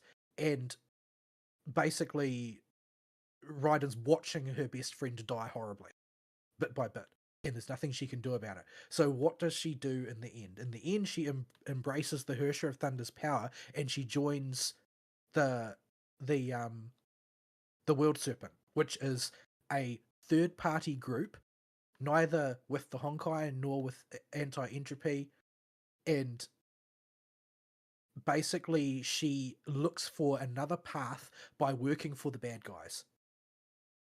she basically digs deep into Hersha power to become stronger and stronger and stronger as the Hersha of Thunder, and looks for another way to gain the power to stop Kiana from destroying herself. Yeah. And so Raiden May goes on a sort of a pseudo villain arc. She's not a villain per se. She hasn't become an evil person, but she's decided that the going along with the way all the good guys are doing things and waiting for a solution to present itself is not going to work in time to save Kiana because she's going to die. Yeah. So they've done this plot before. We know what it looks like. And instead they got cold feet. Yeah. And they hastily killed Sarah last patch and used her corpse for a mech that something tells me she wasn't originally just a corpse shoved in a robot in the initial draft, and she was still supposed to be alive in that robot. Like that whole scene would have made more sense if like Sarah had known about something that Lady Sunbringer had left in the Hollow, which was really important to her plans to bring the Creator into the world, and she's gone to get it. And she's basically you fight her when she's like absolutely drunk on creator power and has managed to get a hold of whatever crazy machine Lady Sunbringer had developed and left in there, and is basically trying it out on you, sort of thing. Like, you can get to that same scene, except have it make sense without killing off your main antagonist. Yeah. Because who is the main antagonist now exactly? Yeah, we don't know. We've set up a few things, but we don't have. I mean, with But what exactly is the nature of what we set up? Like, what do we have in the bank right now, well, plot wise? we got the details on Bell and Wise's backstory and how their teacher is related to all this. We've got the dudes that interfered with Hand in the HIA club in that one patch. They're coming back. They made a But few. wasn't it implied that basically Carol Anna was walking the same path as Sarah? It's Except now Sarah's not on screen anymore, so we don't have a parallel for it. yeah, That is completely broken down now. it is left ambiguous enough that I don't feel confident going off on any Well, speculation with her. that's because they swerve at the last second and they introduce the Void Hunter weapon thing as her new focus in the So, last minute. so I noticed something interesting that is not enough to go with rampant speculation on, but when I was looking at the concept designs for Big Wopo on a whim, I noticed that it the sword had the same eyeball design as Miyabi's tailless at one point in early concept. So I wonder if they were going to try to set up the Void Hunter weapon thing later, or if that was originally part of the draft, got cut and then reintroduced or something. But it's Well, I mean, hard to. it seems like one of those things that is in your like ideas box. But the problem is not really with the idea. The problem is that they introduce it at the very last second, which changes the tech entirely. Instead of the focus being on the creator and trying to bring the creator into the world, now they're implying that, oh well, actually there's this big plan involving the Void Hunter weapons, which we never cared about until now and didn't really discuss. But now sort of like it's implied that this was actually the main focus all along by having it endorsed by the mayor and being endorsed by Carol. Yeah. So they clearly want to pivot onto the twins, I think, hardest, and their story with Carol Ann and establish them as uh, very central to the plot. I don't know if that's really a good idea, to be totally honest. Like, I think that Phython was most likable when they were a hacker nerd who couldn't do much for themselves and had to basically outbrain every opponent. The Phython with superpowers doesn't really interest me as a character. We'll have to see where they go with it. Because they've swerved so hard, I don't know what direction they're going to take it. But yeah, we're done with the creator story now. I'm just hoping that at least they do. Yeah. Um, That's what I'm worried about, is that they don't actually know. the thing with the ZZZ writing team is I think they've demonstrated they can competently do uh, smaller stories throughout their patch.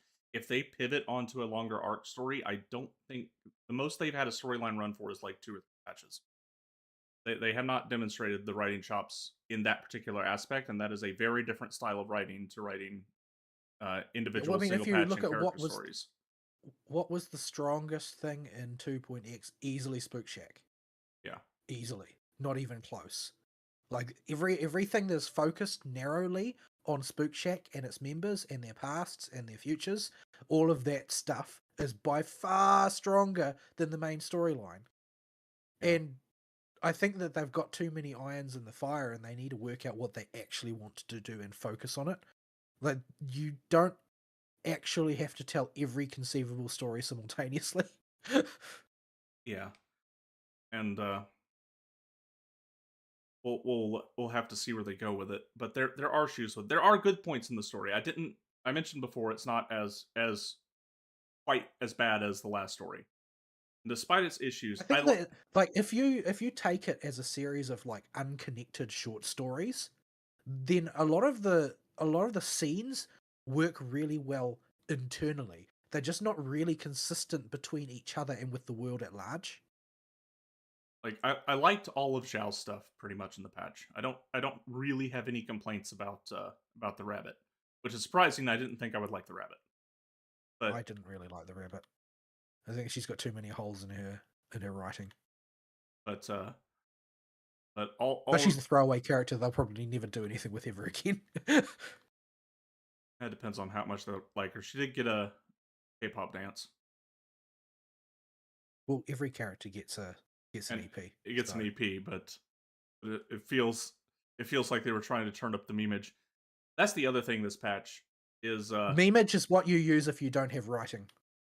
the this patch in particular went overboard on shilling both Big Wowo, and they didn't neglect Zhao either. They clearly wanted to make some sales this patch. Yeah, And like I had sort of like normally yeah, Xingguang's design would work well for me, but I had sort of like a inverse reaction to it. Sort of like the vibe that I got from her was similar to how I felt about, what was her name?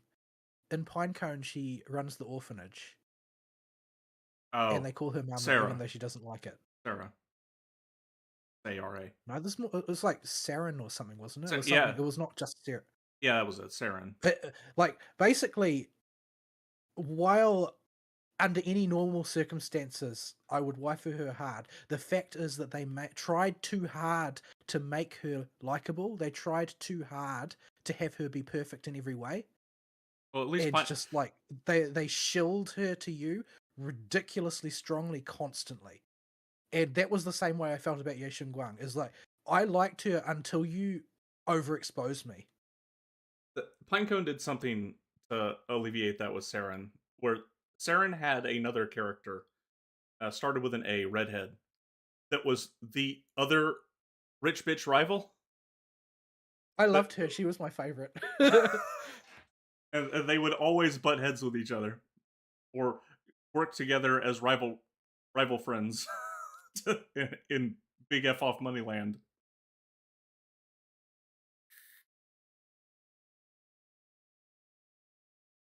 But the thing is that I feel like Ye Guang is sort of like this perfect waifu who's just drop shipped in to be perfect waifu in every scenario.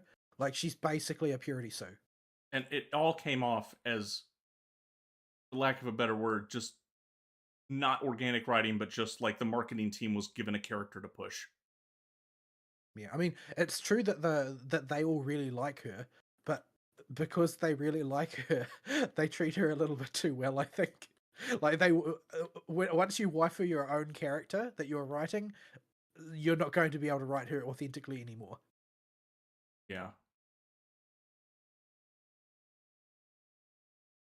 So Right? And she in the end, like when the dust settled, I feel like I liked a lot of the minor characters more. Like, I love Jufufu. I think she's adorable. I think Lucy is one of my favorite characters. She has issues, but yeah. and I really like Alice and I like Yuzuha, but I just don't like Ye Guang. I really like Shifu, and I feel like she gets a bad rap. Like, she's one of the most hated characters in the cast in the online community in the West. Not 100% sure why, but she's really, really hated. And it's not really her fault. It's not her fault she's always off screen. That's something the writers are doing to her for no reason. Yeah, I got the very distinct feeling while the patches were still ongoing and we didn't know we were about to get the story abridged.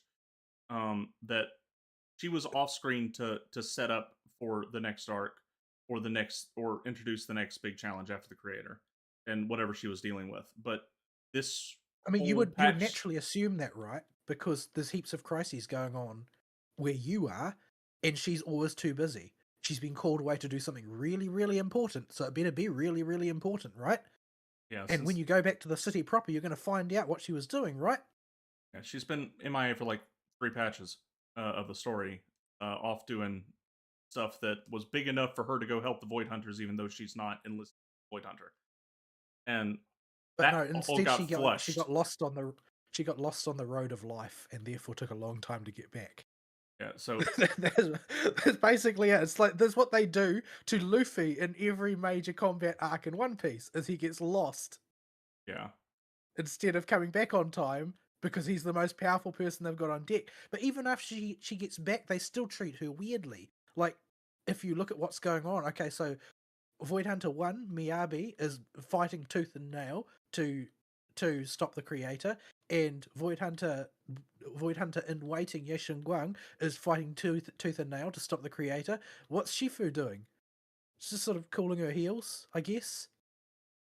protecting the town. Yeah, but the battle is going on in the Hollow. But the town, What are they protecting it from? the the the town. The flowers that are growing. Fantastic.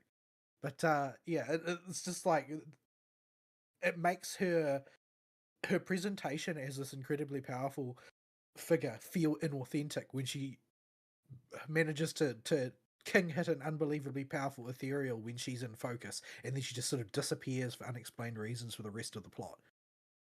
It's I, like, well, you need to sell her. Like, we know that she is at least as powerful as Miyabi, I, and she's doing it unarmed. She doesn't have a magic sword helping her, but we're just going to make sure that she never actually is effective at anything. she has the black Charmony pigeon, deadliest weapon. To be fair, it does have a gigantic eyeball in its back. Yeah, or the eyeball motifs on stuff used by the Void Hunters. But But I yeah, mean, she has to have refused it for a reason. I mean, because the mayor implies that he's deliberately trying to elevate wielders of these weapons to Void Hunter. Like, that's his priority at present. And he already tried to do it with Shifu, and having failed to do so, he's now basically just keeping her away from the action all the time. Maybe there's something to that. yeah. The mayor himself could turn out to be an antagonist at the end, and I think they will go that route with him. It's a fairly logical route to take to recover after the pivot if they want to keep the current cast involved at all. Um, but we'll see what they do, and yeah, it But is. this it's not that there's not meat on them, their bones. It's just that they've been really sloppy about their management of it so far. Yeah, and I think again headcanon, but the uh, the alacrity the ZZZ team has with making changes might have been what came back to bite them in the butt these last matches. I think Yeah, I think they've been too reactive. They didn't have enough faith in their own ability to put it together, which means either they lost confidence, which is a bad thing, or they didn't have a plan, which is a worse thing. now it's possible the optimistic thing here is maybe they genuinely realized a mistake was being made and they had to abort and they'll take in the damage now to fix it later and come out with something that people will enjoy. That's the optimistic route, and we will never know if that's the case. But the pessimistic route is they are responding so quick to feedback that even bad feedback or feedback that uh, is just general criticisms can lead to drastic and unneeded sweeping content abortions or changes. So Yeah, overall, it felt like a clumsy exit for this particular plot line, and I did not find anything about Ye Guang's character story compelling, and it feels like uh, I think the thing that is the most sort of jarring about the actual content side of things is frankly credulity straining. Oh, actually, Phython and Ye Guang knew each other as children. yeah, if Like this is a little bit too coincidental. I know it's anime coincidental, but this is straining credulity a bit much. everything about this patch I could have taken at surface level and been just okay with no major criticisms off on it. Well, there'd be major criticisms, but they wouldn't be nearly as scathing if the creator ball didn't exist. But the creator ball Yeah, and well, everything that's like around it just breaks it's a everything. transparent Deus Ex Machina. Like I think that for me, it's pretty much everything related to Ye Guang's brother, because he's just like he basically just swoops in with whatever momentum, information, or item is needed in order to move the plot forward. It's like He when just does this over and over again. I think there's evidence to support this in the voice lines that were edited. It's like the reason he got changed as strong as he did was to act as the ejector seat for the storyline. Because they just whip him out to abort plot points, basically. Yeah, I feel like the whole subplot with him having a grudge against Yunkui Summit because of Yunkui Summit basically farming Qingming sword wielders, that seems like it was sort of rammed in there pretty late. Like Yeah. you not it doesn't necessarily have to be a late addition. Like it could have been an underlying motivation behind him actually turning traitor and deciding that oh well, we can't trust these people because the only thing they ever cared about for my sister was that she was a compatible host for the sword. But like this sort of means at this point, like, well, you're trying to have it both ways, really, aren't you? You're saying that he believes that his Shifu was in on the whole thing and that he hates her as a result, but you also are trying to say, oh, well, he was trying to pass her information because he was never actually a traitor. He still trusted Shifu and was working with her. So Yeah. which one is it? You don't get to the point he was at without a character that has emotional anger that he's gone past the point of trusting them. He should have been a genuine traitor and antagonist at that point, and not this just poor misunderstood little boy just trying to help his sister. Like it. I don't think the millennial style Western writing was intentional, but it does kind of reek of that with the rewrite. Yeah, I don't know. I feel like that whole sort of scandal of the old guy trying to find hosts for the sword because he wants to manufacture a hero, that you could use that plot, but you can't crash that out in 1/10 of a patch and expect it to seem credible Yeah, they dropped this incredibly unlikable old guy that we've never seen before in Young Koi Summit from scene one, and then with his pasted on mustache. and then they wheel him back out for what was brother's big teardown moment, and then that's it.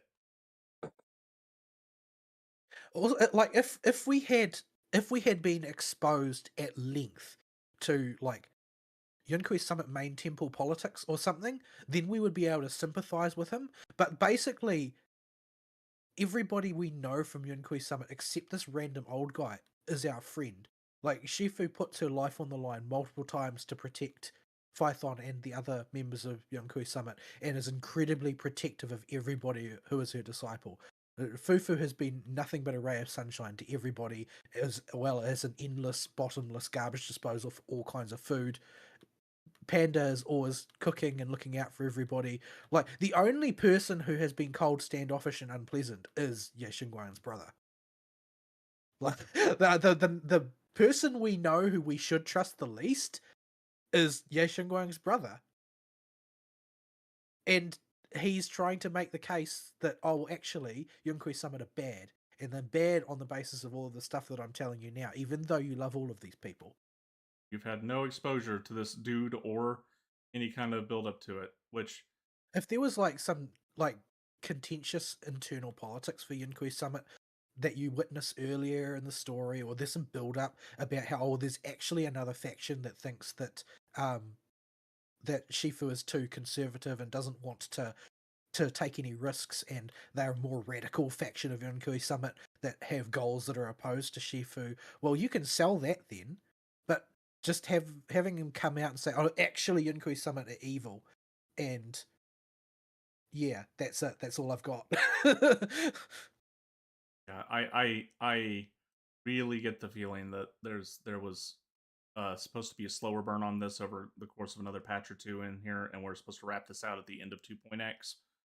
And instead, we just pushed that abort button and rushed everything to something that is a conclusion only on paper. But uh, they've reset now, and I'm wondering why what they have in the tank now that they thought it was so important to abort this story based on feedback. So we'll see with that.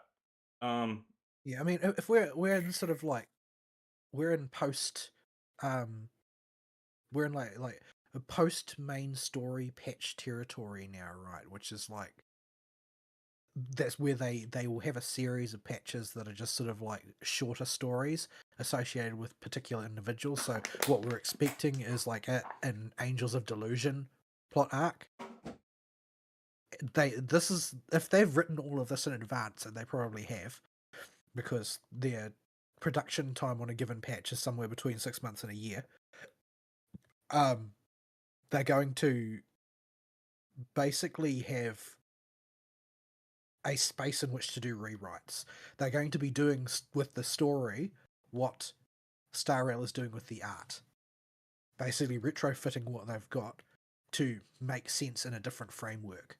yeah, but because they're dropping it at like 2.5, they're giving themselves more headroom to get in there and actually correct it because they're doing it intentionally instead of by mandate of the CCP.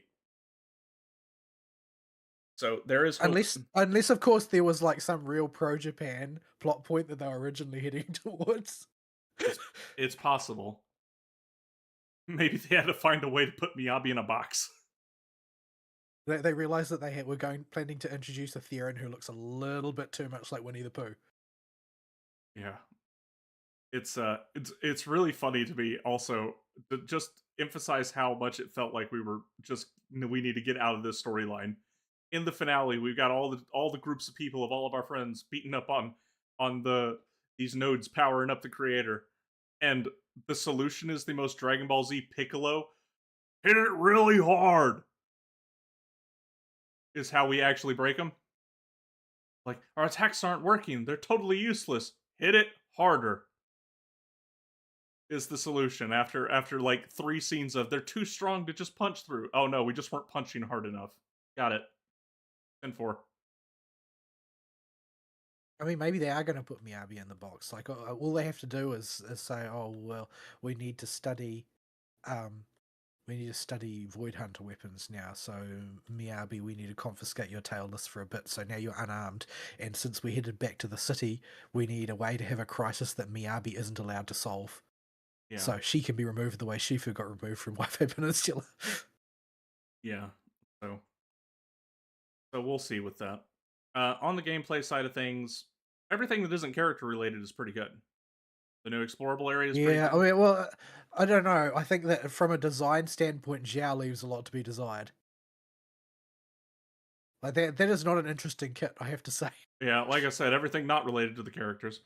Zhao is a hit it and forget it if we want to start with characters. Um, uh, that's given out for free. She's free, and I get wanting to give the player base a hit it and forget it character to give them lower headroom building teams, especially for fresh accounts, and to So they don't so that they can safely assume that nearly everybody has Astra or Astra equivalent. yeah, it lets them have a hit it and forget it support where now that new player only has to get 2 characters to make a team. And that will work for most team comps. Xiao will serve as that third slot. Um, so I get the desire to do that, and they gave her away for free, so I can't really. Um, and having the Yeah, option. I can't decide. I can't decide whether her kit is mid because her kit came out mid, or whether they actually just wanted to put less effort into designing the character because they knew they wouldn't make any money off of it.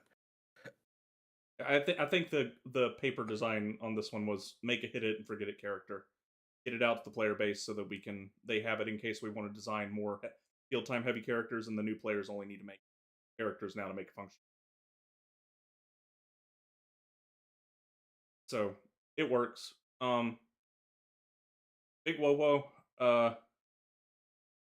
her her numbers are just too bananas, but we knew Yeah, this. just absolutely bonkers. Pretty standard for their Archon slash Void Hunter slash Emanator slash whatever It's more jarring. characters. It's more jarring now because when Miyabi came out, the game went through a total paradigm shift in 4.0 to a level that no gacha game of the size and production value of ZZZ had seen before, and that came with Miyabi, and so it was easier to palette then. Also, the roster was much smaller. We still had mostly standard characters. One of the king hitters coming out in the gacha cycle is standard. Also, Miyabi was an archetype in her own right. She wasn't an attack character, so she couldn't be put in the attack slot. But she also doesn't really work very well with traditional anomaly teams, so she's not really treated as an anomaly character either. Miyabi is just Miyabi, and you have to build a Miyabi team around the Miyabi. Yeah, So she doesn't really disturb the layout of anything else in the land. She just happens to be the most powerful character, for sure, but she's also constrained in what she can do to a certain extent. yeah. Versus Xie Wang, which prior to her release, most of the characters released, while there was very subtle power creep going on, and some of the teams could put out theoretical better numbers or bigger numbers easier as new characters got released that opened up more options. Nothing got ridiculously out of hand. Well, not at E0S1 anyway for the characters. I don't know how correct any of the characters are if you get their mindscapes. But so we were doing pretty good, and then Ye Xingguang comes out and does like double the damage of the next closest team. Just casually, without really needing to stack anything particular into your team or do anything particularly challenging gameplay wise. Like, there's a lot of lively discussion about the best combos to use during her enlightened mind state and how you should prioritize getting power, getting damage out of it versus ending it quickly and bringing up a second one quickly, that sort of thing. Like, there's a lot of theory crafting going on about it, but it's all taking place on the tier of, well, yeah, and she's more powerful than everybody else as the starting point of the discussion.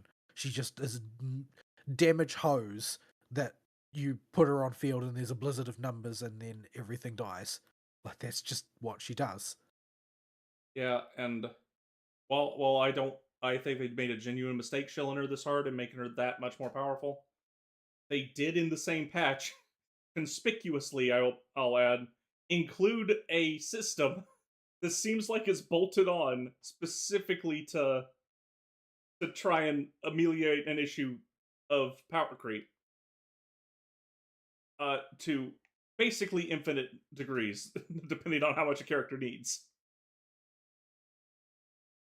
Yeah, I mean, this seems like at that point, the numbers are just a marketing tactic. Like, oh, you've just made her powerful because then everybody's going to feel pressure to get her because the power floor of the game is moving. But we can always just shore it up later if people start saying that it's unfair, sort of thing. Which makes me, It's yeah, gone. it makes me wonder just how involved was the marketing? Like, they were super involved with her. Obviously, they're involved with everybody. They're super involved with the push characters, and she was a big push character. But making her that powerful and bolting on a mechanic to combat power creep the exact same patch, you must have known just how bonkers you were making her numbers and did it anyway. I'm just salty that they're buffing Lycaon, who still has a team, instead of Caesar, who doesn't. I'm sure Even her. Chingy's been more or less denuded of her main teams. Yeah, I'm sure the fuzz minus Jane doesn't really need help. Um, the fuzz characters and Caesar are on the short list. They better be. I keep asking them to buff her every time I send a feedback form. Like when I think of characters that got left in the dust, I think of I think of Caesar, I think of poor Zoo, I think of Kingi. Like there's just nowhere to put these guys right now. Kingi is a stunner that demands way too much field time for the buff she gives these days. And Zoo is only effective with Kingi and her damage buff, and you got poor Caesar who is the middle child between a support and a stunner, and doesn't really have a home. And yeah, it's as far as characters go, like I don't find Guang that satisfying to play from a game feels perspective. It just feels like, oh well, I make a blizzard of swords and everything dies, and it just feels kind of floaty. And I don't, I don't think she's particularly compelling. She doesn't have that judgment nut feel. I don't feel Yeah, the only her part, her impact is sort of like spread to across too many things. the only thing in her kit combat design that I would have done different, radically different, is the third or fourth hit in her basic combo, the one that makes her jump way back. Yeah, and screws up any positioning that you were ever hoping to accomplish. Like that needs to go about half as far back if you want to take the subtle route, or you needed to replace that part of the combo. That is Yeah, the I don't only. like it either. It's caused me a lot of issues in various ways. Yeah, it's very hard to read dodge telegraphs from that far away, and it reorients your camera. It's just not a great part of the combo. The rest of her kit is fine to play for a damage host character. Like nothing really matters in her enlightened state because you're just going to parry everything automatically anyway. Well, not beyond a certain point. Like I said, there's a lively discussion about optimization, but to get her to the point where she's doing a gajillion more damage than everybody else does not require anything except hitting buttons. But yeah, like compared to like my favorites to play are Caesar, who is irrelevant now, and Shifu. And compared to playing Shifu, like Guang's just not fun to me by comparison. She's effective and you sort of feel like you need her because her damage output is enormous, but Shifu feels more satisfying to play because she's got, you know, lots of special combos she can lead into, and she's got, you know, counters and backsteps and special ults and magnetic moves and repelling moves, and like there's just a huge number of different discrete tools that you can pull out of the toolbox, whereas everything that Guang does feels kind of weirdly smeared together into one big long combo. Wonder how high I can go by doing this. I don't know. Go a little higher every 11 seconds or 14 seconds. But yeah. So while while Big Woho, because I can never ever remember the Chinese names. That's why I've been calling YSG Big Woho, and YSG sounds weird to say. He has floppy ears, and that's about as far as the logic goes. Um, well, that may be underwhelming. I mean, I pulled cartwheel here, so uh, we got. I'm not averse to the floaty characters, uh, but conversely, I have been able to whip out an old team that I really enjoyed playing, and it's being very effective. Partly because it's a little bit chilled right now, uh, but they went back and they released a bunch of buffs for characters, and while uh, some of them are just tune-ups of older buffs like Sambi, well, I think she's the only one. The two biggest winners in this one seem to be Grace and Bernice. Right. Ellen's is also Ellen's basically got a bit more crit damage and a bit more res shred added to her kit as well. Yeah. So the biggest winners though are definitely Grace and Bernice.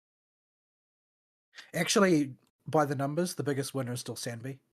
Like the adjustment that they made, if you are using her in a team with Trigger and Orphe, increases your team's output as a whole by like 17% or something. It's pretty bonkers. Yeah, that's In nuts. terms of personal damage, Ellen's is actually the highest. She gains nearly 20% personal damage. Well, Ellen She just needed had no way of getting res shred before, so now yeah. she's got res shred and is performing a lot better. But yeah, most of the other characters are that they've gotten significant improvements, but they're not like they don't like change the game for that character in a significant way. And except in Bernice's case, where they change your gearing. Yeah, they do also change how you tag her in and incentivize the style of play of Bernice that I did before, of tagging her in a There's lot more. literally no need. There's literally no need to do anything except keeping on dumping your energy. Like it doesn't really affect anything. The main thing that you have to change is you've got to use her hold normal a lot more often, like a lot more often. Yeah, so I played Bernice that way anyway. So this didn't functionally change anything, but it made her able to keep up with the team again, which means I can bust the Jane Bernice team. I never stopped using her. Like she's been carrying me through endless deadly assaults and whatchamacallit sheer defenses. She never got benched for me because I've got nothing else. Yeah, I pulled Vivian and ran that team for a while. Uh, but I love the Jane Bernice team. It's still my favorite team in the game to play. And now that Bernice is even stronger, I can keep going with that. And I see a lot of videos popping up of people doing crazy stuff with Grace. You can do crazy stuff with Grace, but the problem is that in virtually every context, any other anomaly character would be better still. Like she's got the biggest change, like the biggest step change in her performance of all of the characters that got buffed. And but that's because she started at such a low point, Yeah. and she's still at a low point, to be totally honest. She's like actually usable now. You can actually clear with her now, but you would still be better off picking basically anybody else. Like if you're going to have one a bloomer in your team and you've got Bernice on deck or you've got Vivian on deck and they're not like actively counter shield in some way, then you're definitely going to pick them over Grace because Grace's output is still not great. So, but yeah, I like that Grace is usable now. Um, I like Bernice's game feel of with her come in attack now, and I like that her on field time feels more rewarding when you play her. So that's why I've been focusing on those two. Also, you are time gated on how much you can improve characters. Sambi's been my third one I've been giving stuff to. I maxed out Sambi first because she gets the biggest improvement, and I lean on that team really heavily to clear things that I don't know how to do because it's the simplest to run. Yeah. So There's way fewer timing considerations and that you've got to worry about with that team. In fact, the improvements of Sandby has made me think that maybe I will skip out on the Angels of Delusion and go for an Orphe rerun so that I can free Astra up from that team for being a slot filler somewhere else. for the Evelyn that you desperately want to get, I mean, I need a fire damage character, but Orphe will probably do okay. Probably. The fire is not as important as a lot of other elements, which is why I've sort of slept on it for so long. Because while fire is really useful in sheer defense, it's almost useless in deadly assault. Like, there's pretty much. Well, I mean, I guess I think that way because my main fire character is Bernice. And I don't think that there are any anomaly bosses in deadly assault that are fire weak. I think they will resist fire. So, Bernice is sort of a dead letter in deadly assault. I've got mileage out of both for Nice and uh, Evelyn Evelyn Fufu. That's we're still going, by the way. I'm still climbing. You're going to find out where the ceiling is. We'll Because get the remember, this place is underground. go. We're going on an adventure. very slow adventure every 15 seconds. But yeah, I'm thinking because new Sandby buffs aftershock so hard, like 50% increased aftershock damage. Putting Orphe in that team will probably pay dividends and allow me to free up Astra. That's my thinking anyway. Not like I finalized any plans, and Yexingguang completely scammed me out of all of my polychrome, so I'm rebuilding from scratch. But It's a good thing she could wipe basically anything that you put her up against. But I was still able to. I managed to this cycle. I managed to get to drag myself across the line by the narrowest of conceivable margins to S plus in sheer defense. great, wasn't it? Sounded like you It was were. painful. I pulled a muscle in my arm doing it. Oh, it's great. What action games are for. But What, yeah, needing to go to physiotherapy. don't I if you. always hold the controller too too tightly when it gets down to the wire. Nope. Oh man. So yeah, moving on from the characters, bunch of UI upgrades going on. We got the new little drop down menu thing, which I like as a menu now that I've gotten used to it. Out the pseudo guild system they got is kind of dumb, but okay, whatever. Uh, I'm sure a lot of people have wanted that have more than one other friend playing the game. Apparently they're all Spanish though. Hola. That's been my experience, is that I keep getting invited to Spanish outposts. So yeah, the new exploration zone is a new exploration zone. If you've got Big Wopo, you can cheat in it to explore it a bit faster, but it's got your standard exploration zone stuff, more area to run around I in, haven't even been there yet. I only went through it for the story. I haven't had time to go back. and the new patch I thought was good, if only for the Wopo bits, or not the Wopo bits, the Fufu bits, for the double name character, because the in unison, because Fufu is just too adorable. I was like, okay, we'll call it a win just for that. I'll take it on one line of dialogue. But otherwise, it's just a Shil Ye Xingwang event. Nothing too big there. Um, the new changes to the last notice to your defense. Uh, don't I like that you don't have to clear the baby stages now and can just do the last big stage and the new pseudo deadly assault stage. The UI for it could use some rejiggering because I accidentally will clear my teams all the time when I'm doing team planning. But as a concept, it's fine. It gives you more headroom to really push on it if you've got the shell teams or you really are particularly good against whatever they throw in there. I'm just glad that they set the bar. They set the bar for S at a comfortable level for the final stage of an end game mode. They didn't set the bar for S where the bar is for S plus, which is what I was afraid of, because I failed to hit S plus last time, and I only scraped in by, like I said, the narrowest of conceivable margins. I posted it in the MMO, the mobile channel, if you want to see how narrow the margin was. Um, but it's very difficult for me. I don't have enough expertise at the mechanics of this game, let alone action games as a whole, for me to consistently make that. But the good thing is I don't need to. I just need to perform adequately to get my polychrome. I would tab out and look, but I would fall. I'm very high right now.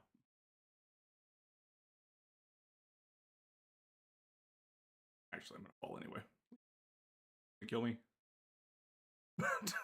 I don't know if it's percentage health in Wooer or if it's a flat number. But yeah, so I'll reduce the size of the show logo back since we're not talking about spoilers. Yeah, overall, mechanically, I for the system stuff, I like the season patch a lot. Um, the characters are whatever. Yexingwang almost can't be taken into consideration, and Zhao is a non-entity. She's a team building facilitator at best. just for heavy field time characters or for jumpstarting new accounts. I don't really see another use for her, or just to be a permanent partner for Big Wopo. And you and the rest of it is what it be. Right. So we prattled on about Hoyo games for like forever now. Our show time at 2.5 hours. All right. So we still got Woowa and any individual stuff to talk about. So, guess we will move on from Z. You have probably spent more time in Woowa than I have, even if our clear spots. No, you've done more side quests than I have, so you're still a bit ahead of me. I've done I would say a goodly amount of stuff.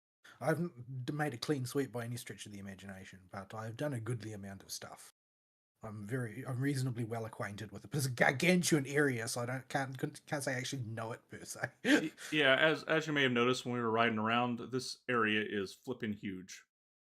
We have not even touched, like, in our run around, we did not go to the Marlborough Desert, the Giant's Gaze. We barely touched the Etching Plains over there. Like the Extreme Plains is actually a really weird shape. If you look at the way the game reads it, it's like it looks like, oh well, the Etching Plains is the northeastern corner, right? But no, it actually stretches all the way down to between Giant's Gauge and Star Torch Academy. For some reason, it's like a bean shape. let's see, like I don't know why. I have 19% exploration in Fangspire Chasm. Yeah, I've got quite a bit of exploration, but they give you the 100% really early now. Like you basically just have to do a few of the main things and you'll get it. Possibly because of the amount of molding that took place over the early ones in Huanglong, where getting that last 1% is a nightmare. But Apes to deliver. But yeah, so they deployed the new region, and you get there by using your magic teleportation gate, and of course you get split up from Chisa on your way in, which is a little bit upsetting. But yeah, so you arrive in this new gargantuan area, which this is all an underground space lore wise. This is a cavern with an artificial sky and an artificial sun, and it's full of jank. It's full of lots of things. Basically, the abbreviated version of the lore is the Exostrider is basically a giant robot that is this region's analog for, they explicitly say it's not a sentinel, but it seems to have sentinel-like traits in some regards, so it's sort of like an analog to a sentinel.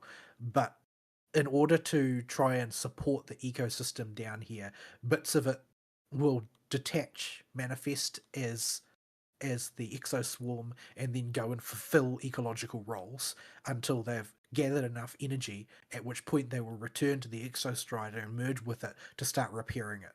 Basically, the Exostrider broke down one day and has been repairing itself ever since.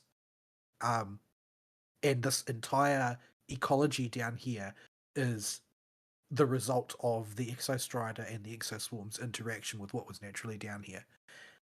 So that's why there's sort of like this weird mishmash of organic and inorganic looking things throughout. But the entire area is designed in a very sort of like spacious way with lots of linear paths, and the reason for that is the new navigation method, which is the motorcycle. Reaction to the motorcycle has generally been very good, and I have to say that I really enjoy it. It drives me absolutely up the wall a lot of the time because the motorcycle physics are bonkers. It doesn't seem to have met physics at any point in its life. It just does what it pleases, which can be very, very frustrating if you're trying to do any kind of fine adjustment. But generally speaking, as a concept, it's been executed very well to maintain a very strong sense of scale and spaciousness, while also having that scale and spaciousness not dramatically impede your navigation. And it avoids the problem of you can go everywhere as the crow flies and just fill out your shopping list of things to do, because you're going to travel and they make traveling a joy by giving you lots of long tracts of highway and that to race down, Well, and let's lots of things to interact on the way. let's be real. They it's a joy because they give you a radio. Well, I do like the radio. The Hoyotards did not like the radio. The Hoyotards were mad. They because they said that now there's some basically some awards thing recently, and Woowa got an award for the score, and the Hoyo people, because for some reason they have set up a tribal warfare against people who play Woowa, because apparently nobody can afford to play both. Um, and they said that it doesn't count as good sound design because the radio is cheating. It just allows you to have whatever music you want, and that's not fair. It gives the players choice and lets them listen to what they want. That's not fair. But yeah, so the radio is also nice. It gives you the ability to select from any of the soundtracks in the game, any music, create your own custom playlists, or listen to albums from particular regions, whatever you would like to do. Play Which Phoebe's is, song on loop. Play the Carnival song on loop. yes, that is technically an option. Every day is a carnival. Remember, Yes. remember the So live stream. our introduction to this area was actually me being bored on Christmas Day, because I had to be at work the next day, so I couldn't do anything of note. When I finished cooking lunch, I sat down and joined the waiting room for the launch of this new region, which was happening at 3 p.m. on Christmas Day, my time. And eventually, Aristeele joined me in there as well, because I wouldn't stop burbling about it. But when they went into launch mode, where they were switching on the servers, the music selection for the waiting room stream changed to just doing Everyday Carnival over and over and over again. It wouldn't move to the next track. It just looped forever, and people were losing their minds. But yeah, so in navigational terms, I feel like it's put together very well. I don't resent anything about the way that it's laid out, even though it's very big and there's a lot of traveling to do. The traveling is a joy in its own way, and it makes it feel a lot more like a region as opposed to just an archipelago that you fly over, which is what a lot of the places in Rinashita end up being like. Like the entire The area under the inverted tower. Like we forgot that place existed. I didn't know it existed to begin with, but the academy is also really nice. They've managed to make it feel really lively. There's heaps of incidental chatter, voiced incidental chatter in a lot of cases, and lots of things going on, lots of things to find, lots of people to talk to. I've spent literally hours just wandering around the campus, talking to various NPCs about what they're up to and that sort of thing.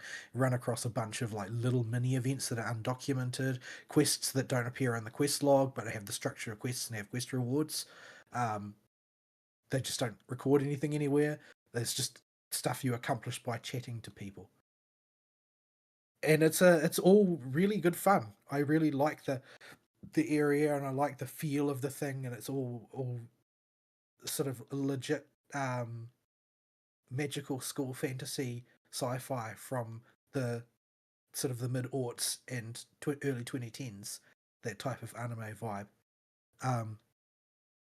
I wish real academia was more like that and less about being a progressive, which is what academia is actually like. Everything depends on how much money you can donate to your country's progressive party. But yeah, it's a really nice place to just loiter, and I've spent literally hours there, just doing stuff, just wandering around, seeing what I can see, talking to people. Just a really, really good experience, and they've nailed the vibe that they were going for. It doesn't feel like empty. Like sort of like the poster child for emptiness is sort of things like the Exodar in Silver Moon City. in World of Warcraft, where they're supposed to be enormous populous places, but there's nothing there. Just big, cavernous, empty space. But they've avoided that very effectively in the academy, and the people that are around and what they're doing changes as the time advances. And you can just sit down and sit in on the classes if you want, and they'll blather at you about whatever their specialty topic is, and so on. And you can explore various places, and a lot of people seem to have picked NPC waifus this time around instead of playable character waifus. So Iris is extremely popular, the archivist AI, because people are really into the clankers these days, apparently. Nana, the robot nurse, is also very popular. Also flanker. Zahira, who is basically Roy and Phoebe, is also very, very popular. Have you met Zahira yet? She's she's mute. She's mute Royan girl at the encampment. Oh yeah, I think I have met her. Yeah, she's really, really popular waifu as well. Is she the one that talks and to then Talkie, or is that a different mute girl? She's not mute. She just has communication difficulties. Okay. She's what's her name? It starts with G, I think. I can't remember offhand. I have to check the whatchamacallit. The waves line which they added. The equivalent of the chat from Star Rail. Delifa is in. Yeah, that's it. Yeah. But yeah, so there's lots of popular NPCs, and they put a lot of effort into the design of the NPCs as well. I've done a bunch of the side quests, not all of them. There are still a bunch in my quest log to do, but a lot of them are kind of depressing or bittersweet at best. I don't know why they do that, but yeah, some of them are just really silly. There's an incidental one that I'm not sure if there's a second part to that I ran across. It doesn't get documented in the quest log, which is something that chains on from one of the quests where you're investigating the legends of the school, where they're convinced there's a bunch of guys that are trying to break into a classroom because they're convinced that there's a ghost in there or something, and they get pulled up by the guard, which you just run across it randomly if you're wandering around 1 o'clock in the morning. But yeah, it's just a really lively place. It's a really great zone that I've enjoyed every minute here, pretty much, except when I'm trying to do platforming on the motorcycle, in which case I rage out. Because I don't like doing platforming, and I don't like doing platforming on the motorcycle even more. But yeah, so there's a lot to do. They've got the same sort of like exploration aids that they previously had in the game, so you can track a lot of things. There's also an autopilot mode for the bike if you just want to set a destination, and the bike will take you most of the way on the main highways. And you can put Phoebe on the bike and turn the music on and forget what you were doing while you do that. There's also a lot of initially there's a lot of dirt roads and unpaved areas that through one of the permanent events you can gradually rebuild the main highway network.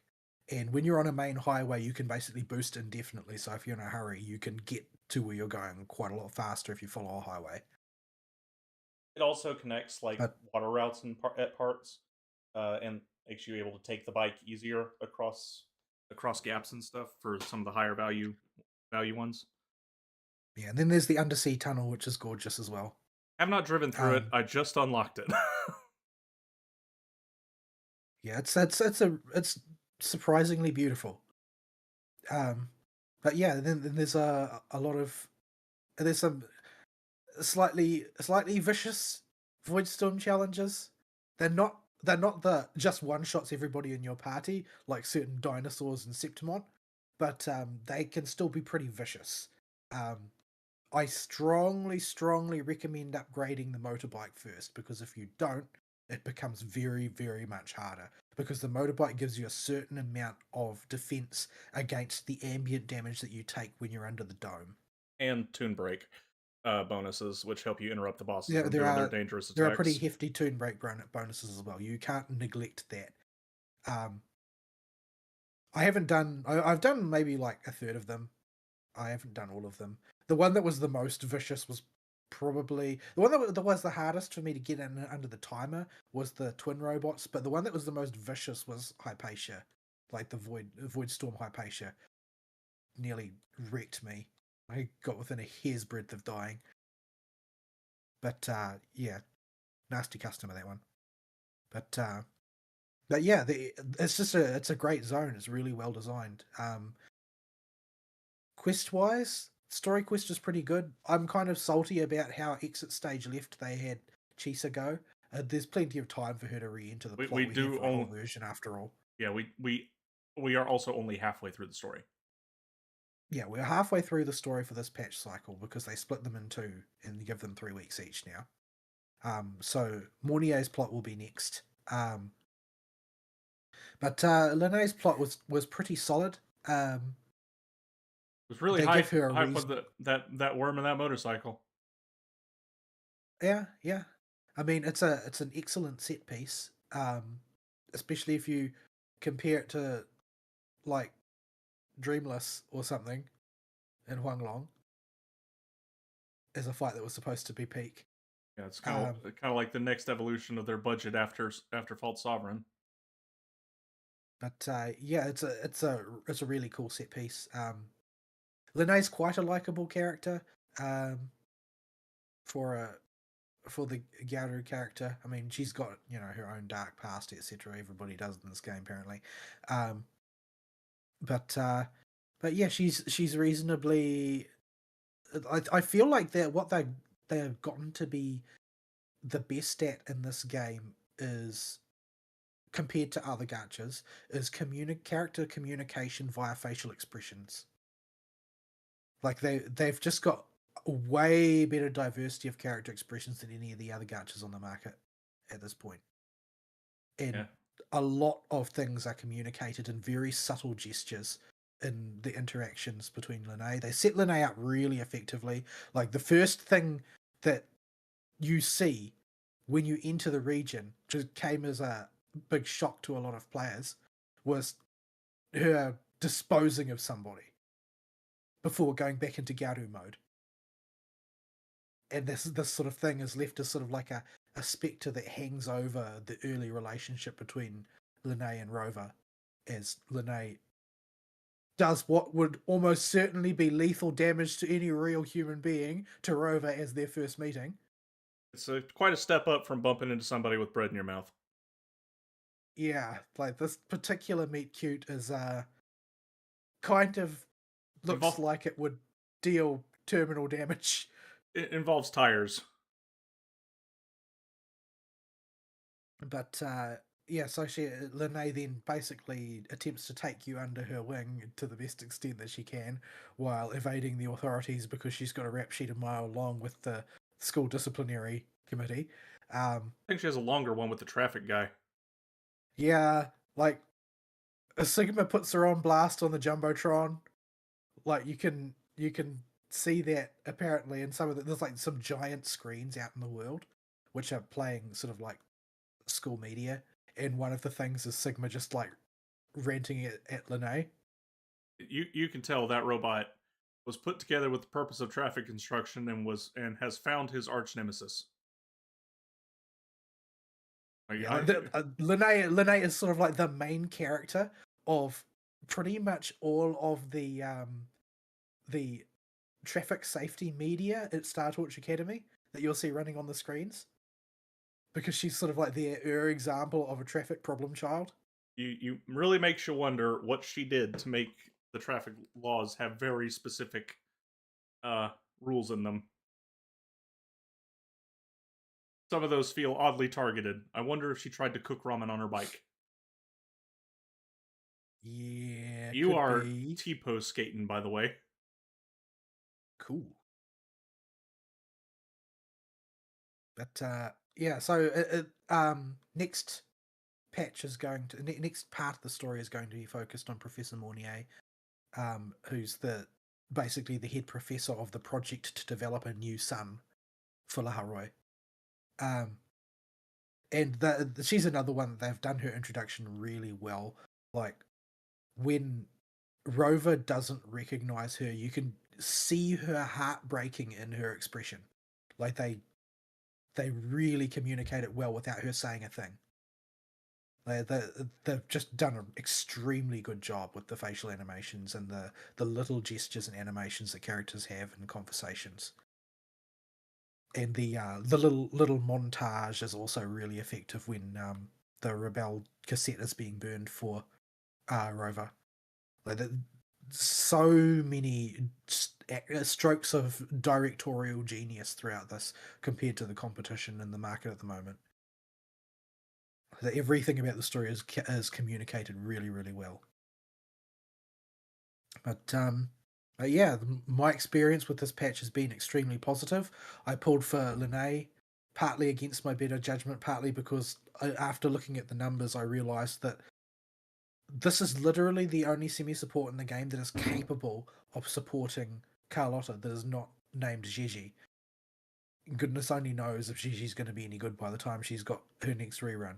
So Linnae is a shoo-in, and she's also going to synergize well with Mornier since they've got synergistic kits, and Mornier and Linnae will both synergize well with Emiath, who you really don't see very much of other than the one scene which is the boop scene in English, which is a liberty that has been taken by the localizers. But she's also got good synergy with both Mornier and Linnae, although she has good synergy with Chisa as well, so I've got tough decisions to make. But yeah, I'm definitely going to be pulling on Mornier, and I definitely intend to pull on Omieth as well. So that will basically give me the tools to create, hopefully, a team that is capable of doing enough damage to get through at least one endgame mode, maybe, as opposed to having Chisa do it for me as a healer, which is basically all I can do at this point. But yeah, so Linnae's combat is like her on-field time is quite short when she's rotating nicely. She often doesn't rotate nicely, but there's just basically a few kinks to work out there. But her kit is all based around moving from sort of phase to phase. So she'll start in a base phase where she's just charging up her usual bar that everybody has by doing, stuff. Everything contributes a little bit. The thing that contributes the most, of course, is an intro attack. So you don't want her on field at the start. Her resonant skill doesn't really do that much of anything. It's just another way to charge the bar and does a little bit of AoE. But her other abilities all trot out quite significant amounts of buffs for a semi-support. And her kit is built around you use your first bar to charge up your second bar, and your second bar has got 120 units and is maintained by skating around, basically. She can skate quite quickly. Like, it's quite an effective, fast-moving technique to getting around if you don't want to mount up on the motorcycle. But that's what you use to charge your bar when it depletes when you're in combat.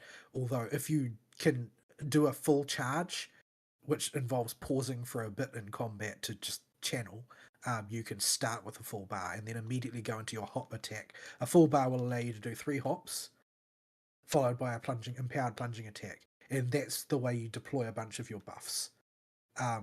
Rainbow, and it also generates this rainbow that you can stop on for a bit. And every time you do it, Linnae will pause, take out her phone, and take a selfie of herself standing on the rainbow. She does this animation without fail, no matter what's going on. But it's just it doesn't really serve any purpose other than giving you a moment to pause. You usually won't want to use that in rotation, obviously. She's also got she's got a few other little bits and pieces of attacks, like if you tap normal attack from neutral immediately after completing your liberation attack, it will also she'll get on her motorcycle and she'll ride it into the target, which is not useful to do since it doesn't really generate much in the way of resources. It doesn't really do much in the way of damage and wastes field time. So generally speaking, you're not going to use it much, but it does look cool, and you can use it for the fun of it, I like that which is the important thing. I like that Wuwa does that with a bunch of like the little song I'm making Chiakona sing. Like this is in her basic attack kit. If you press and hold at the right time and don't complete the combo, she just stops and starts singing instead of deploying the sylph and going into the next part of the combo.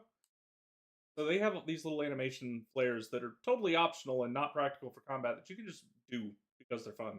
Oh, there's heaps of stuff like that in the game. Like you can pick any character basically. Go back to neutral after each stroke of your normal chain, and you will It's a see that different animation every every single time. attack has a completely different return to neutral animation. And some of them, particularly for 5-star characters, are incredibly elaborate.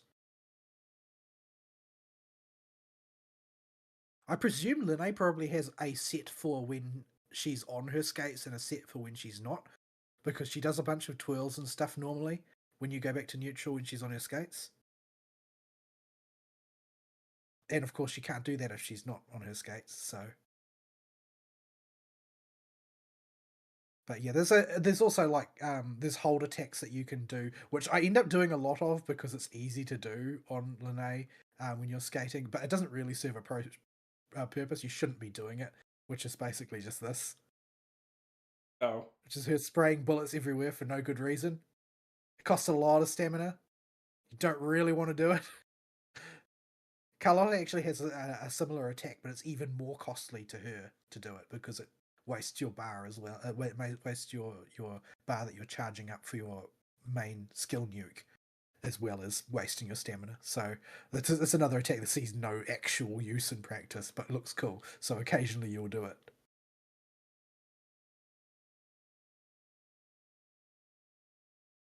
But yeah, all in all, she's quite a fun character to play. She doesn't do a lot of damage. She doesn't do no damage either. She does pretty normal support for a semi support, pretty normal damage for a semi support.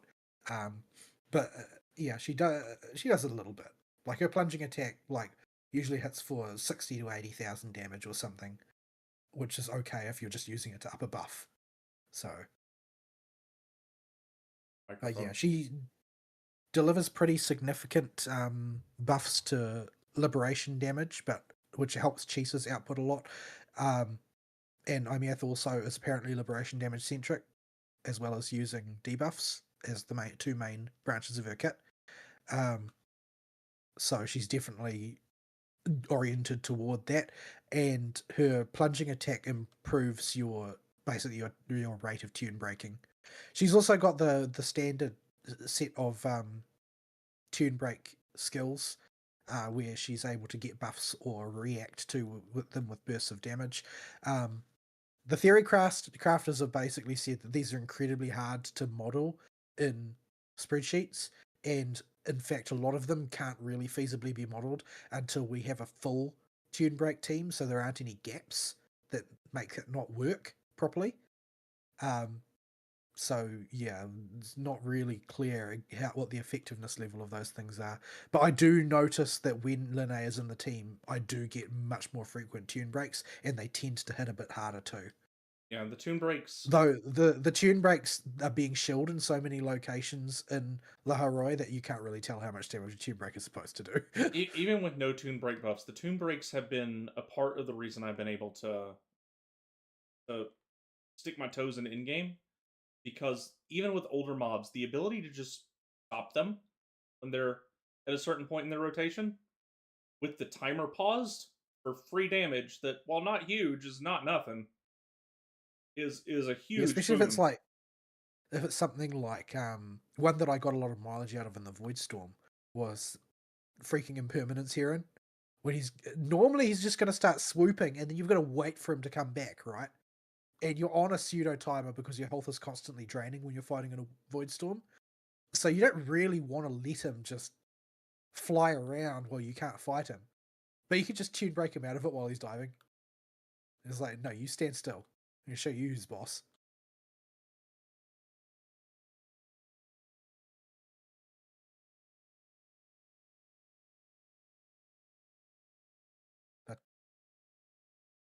But yeah, so she's a fairly solid character all round, and is can be slotted as a as a secondary DPS and semi support in a lot of different teams because she adds buffs to a lot of different things, which is why I said she's compatible with Carlotta. Is even though Carlotta doesn't do liberation damage with any part of her kit, there are sufficient other buffs in Linnea's kit that she's still probably the best filler, and she keeps the field time relatively low because Carlotta needs a reasonably solid amount of field time because her liberation animation, even though she doesn't do damage, and the attacks that follow during the Twilight Tango state take a lot of field time to do. And with using, say, another filler character, like, you're going to be cutting it too fine to rotate back to Shorekeeper within the space of a standard Shorekeeper rotation. So, yeah. At any rate, all round, very solid character in a lot of respects. And just has been generally very good for navigational purposes because, as you can see, her running speed is just so solid. I'm expending no stamina, and Yeah, I can do this indefinitely. I have to fleur de lis to keep up with you in run speed. I can't keep up with you in run speed. I have to cut the corner. I mean, if I actually sprint it, it goes even faster. Can't keep up with that. So when you're just trying to get around the academy, riding the motorcycle can be a pain because you keep hitting things. but Linnea can navigate very handily. She also has some motorcycle buffs. Your boost tank is larger if Linnea is riding the motorcycle. And she also charges her secondary resource if she's driving the motorcycle, which is the one that you use to do your jump attacks. I like how Fleur de Lis and Lene have the same teal, like, in their hair. I think Fleur de Lis is from Margula, But one is a human god and the other one is a Gyaru. like they went to the same hairstylist.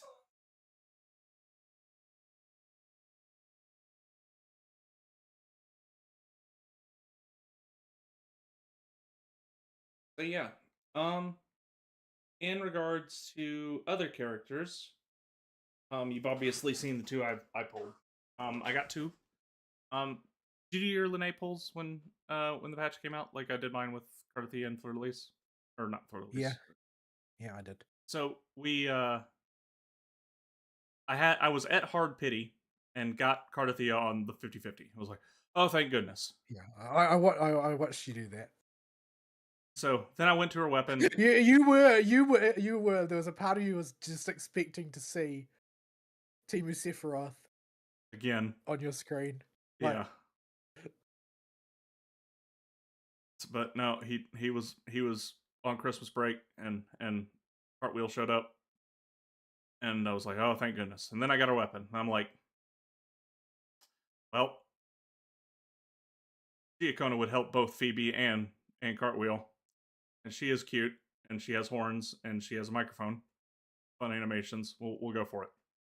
So I got her, and she was on the pull if attempt to pull if you get Cartwheel, and we got Cartwheel. So got Chiacona. Then I was looking at her weapon, and that was not in the original pull plans. But it became part of the pull plans when I remembered, I just got this character. I'm going to be focusing on it for a while. Chia is going to be her premium support, and that is a monster buff that weapon gives. And I would like Chia to have some damage as well. Makes her slightly less compatible with Phoebe, but it just part of the buff doesn't work for Phoebe. That's all. So I went ahead and got the weapon too, and we don't have to worry about losing 50-50s on the weapon because there's no 50-50 on the weapon. Get the weapon. So weapons yep, are it was the same logic that I used to justify to myself pulling Linnea's one. People say Linnea's one is bad and you don't need it; it's completely irrelevant. But it also kind of fits her aesthetic quite well. Yeah. And it does give buffs. Like, there's no getting away from it. It gives buffs. Yeah. Weapons that gives buffs are good. Yeah. So Cartwheel's weapon you kind of have to go for. There's no other HP scaling swords. Yeah, so I saw a lot of people who pulled Catathea, then mauled over the fact that there's actually no weapon to give her. Yeah, so you kind of have to get her weapon. But she's a lot of fun to play. I'm in Fleur de Well, Lis. she's a Sentinel Resonator. She's got to be a headliner, basically. Yeah. So the way the elf works is you want to sword max the elf, and she has 3 sword pips, and her intro skill or the heavy attack will put 1 sword on the field. And if you complete a combo, that'll put a sword on the field, and then if you use skill and press normal attack, that'll put another sword on. Now you've got 3 swords. And I don't have any juice to turn to Fleur de Lis, but if your ult's ready, you turn to Fleur de Lis, and depending on what swords you've put out, you and what sword stacks you've got, you get a whole mess of buffs.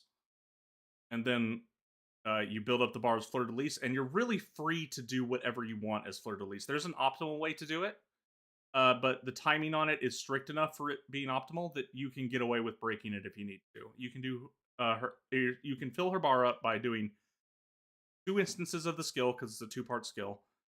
Her uh, charged heavy attack with a follow up normal attack, which is the little arrow shot she does, and then her basic sword combo, either the air version or the ground version, which are different. The ground version does more damage and is faster, but she's such a floaty character, sometimes you just wind up accidentally doing the air version. And this will fill up your bar, and then you can shoot the big dramatic laser beam, which, if you are in multiplayer, does not freeze time and lock you onto an enemy, and will wind up usually hitting nothing.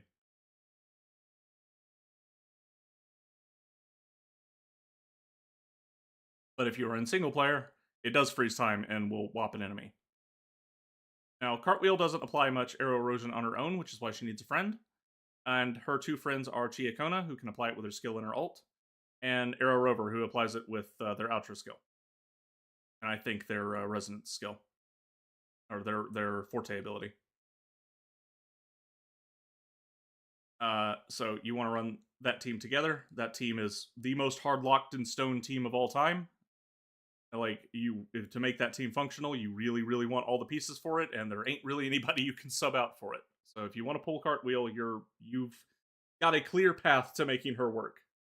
But the most surprising part was how fun Chia is to play. And I've got surprisingly much more value out of Chia for multiplayer and in-game content than I have from even Cartwheel right now. Because Chia can do this, and that just vacuums everything up. And it ain't that hard to get it. You just have to summon 3 clones, and you're going to summon clones whenever you do anything, and she gets a free pip from her intro skill. So you only really need to summon 2 clones, and then you can do it again. And for the Whimpering Waste mode, that move is insanely busted. Because it just pulls the entirety of everything together in one spot to be cleanly cleaved down. So that is the entire reason I was able to do Whimpering Waste this time. Also helps that Cardathea has a shill thing, because she's on banner right now for Whimpering Waste. But yeah. They both have a ton of fun little animations. Fleur de Lis even has her own idle animation. She only has one. That she can do. All of Cardathea's idle animations are adorable, except for the one where she goes to sleep and puts you in the Matrix when you're trying to adjust the color settings in the game. Don't do that. And you've seen me goofing around with Chiakona for the last little bit. She has a ton of fun little, just fluff animation flourishes that you can do just by. The big one is if you stop and press and hold and don't push it again, she just goes into a song that goes forever. And she won't put the microphone away until you do anything. She'll just keep on singing. So she's a lot of fun that way. Her ult's just a ton of fun because it makes music. And I will often wind up deploying Chiakona's ult and kill the mobs, and then just kind of stand around and watch her sing. Watch her little concert. She's a good fun character, and she's a lot of fun to play. For a gun character, she has no ranged moves whatsoever, but that just be how it do. But she's a fun little character, and her basic attack 1 of just the microphone bonk is just fun to run around and whap.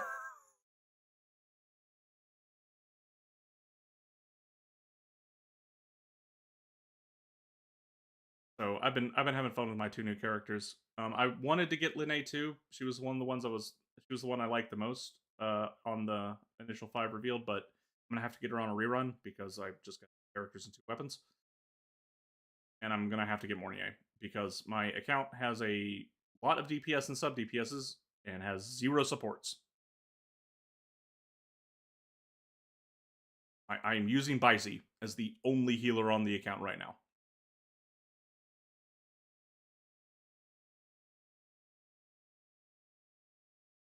And the only support on the account right now, and she is not good. You have to go pick up that flower, and you have to pick it up on the right character. So yeah, that's I need to get Mornier. I don't have any support options at all. Nobody to enhance the damage of the team, and nobody to heal the team. And they like their incidental damage in the in-game modes, and you can just die to it.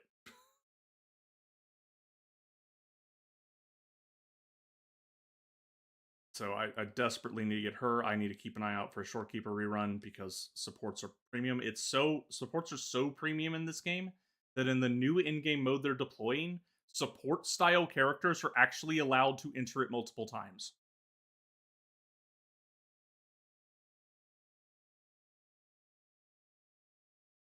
So maybe you can run Chisa twice. I don't know if she's on the short list.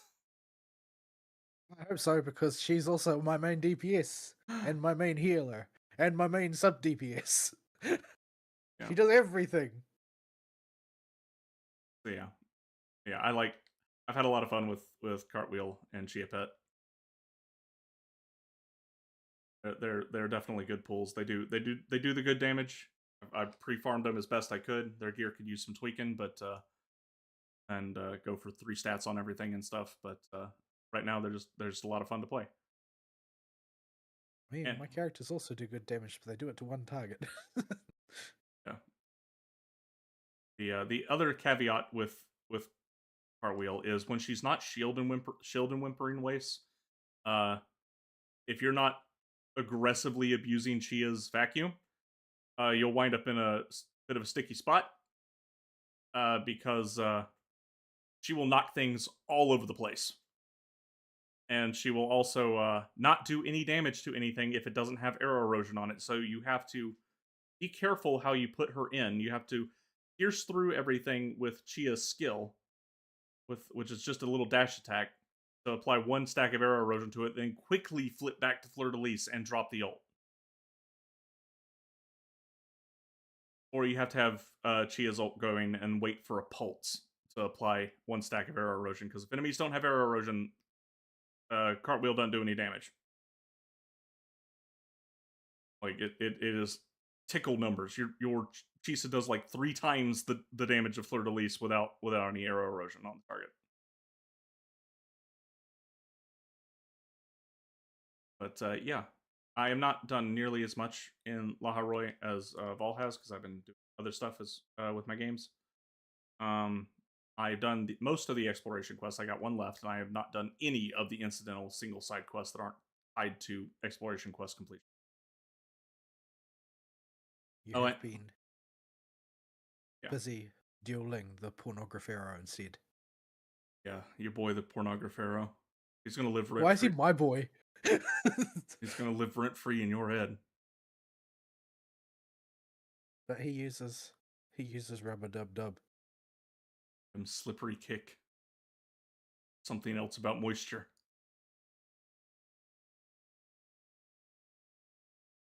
So yeah,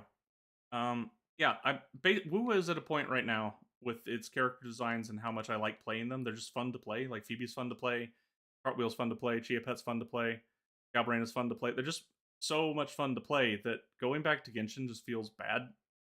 Yeah, the characters just feel so press button to do thing. Like if it was like, I don't have any problem with Star Rail for the same reason, because it's not sort of meant to feel like action combat.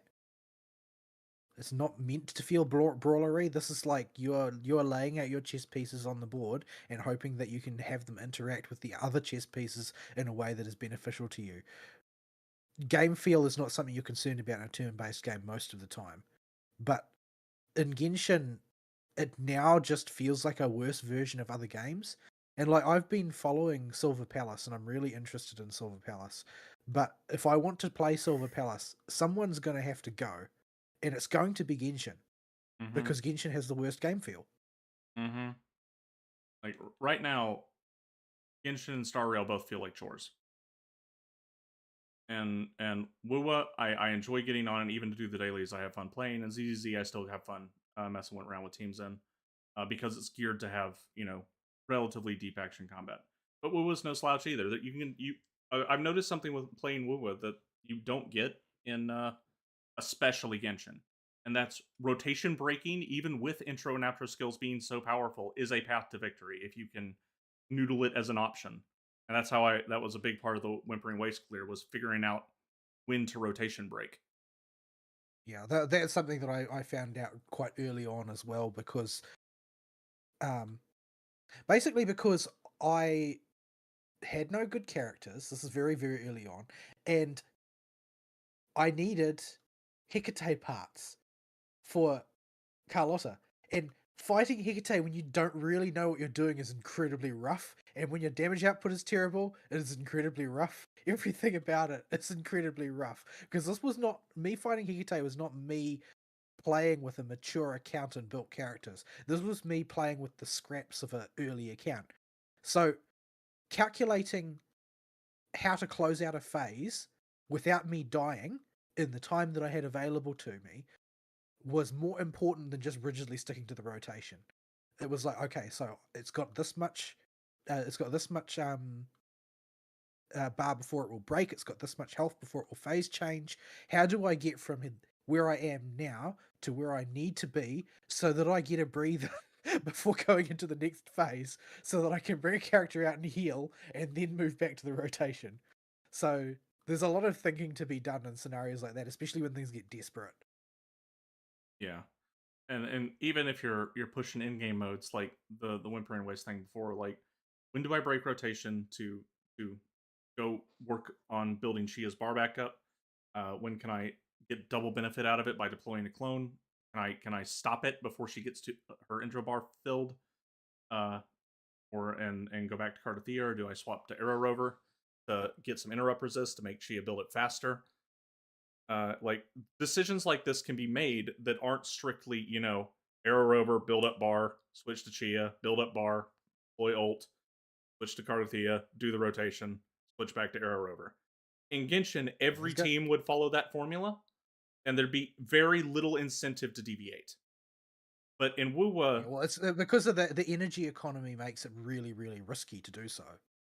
yeah, in Wuwa, despite having intro and outro skills that are really powerful and give you bonuses for staying on rotation, the simple nature of the combat and the way enemies spawn in the waves and Whimpering Waste, and even to a lesser extent, what you need to push for depending on the health and the phase of the bosses, can incentivize not following that formula and just foregoing the buffs to adjust the fight better. Or maybe you need to Yeah, parry something in your character. or temporarily going into a quick swap gameplay style because it's just expedient to do so at that particular moment.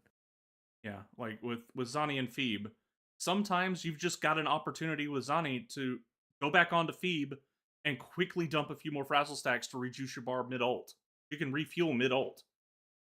And if you just need to really squeeze this particular burst phase, you can do that and buy yourself like another full combo rotation if you're quick enough and you make the decision early enough in the rotation. It's especially important for debuff based teams like that. I know that I do that. I try and do it badly with Chisa as well because like there's a very strong incentive no matter what you're doing to break rotation with Chisa, bring her on field no matter what else you might be doing, just so that you can give them a bit of a stare with the mystic eyes of death perception before going back to what you were doing, because it's going to debuff them and it's going to, because I've got a wave band that does so, it's going to take a little slice off the top of their health as well, so that wave will start with less health than it would otherwise. Yeah.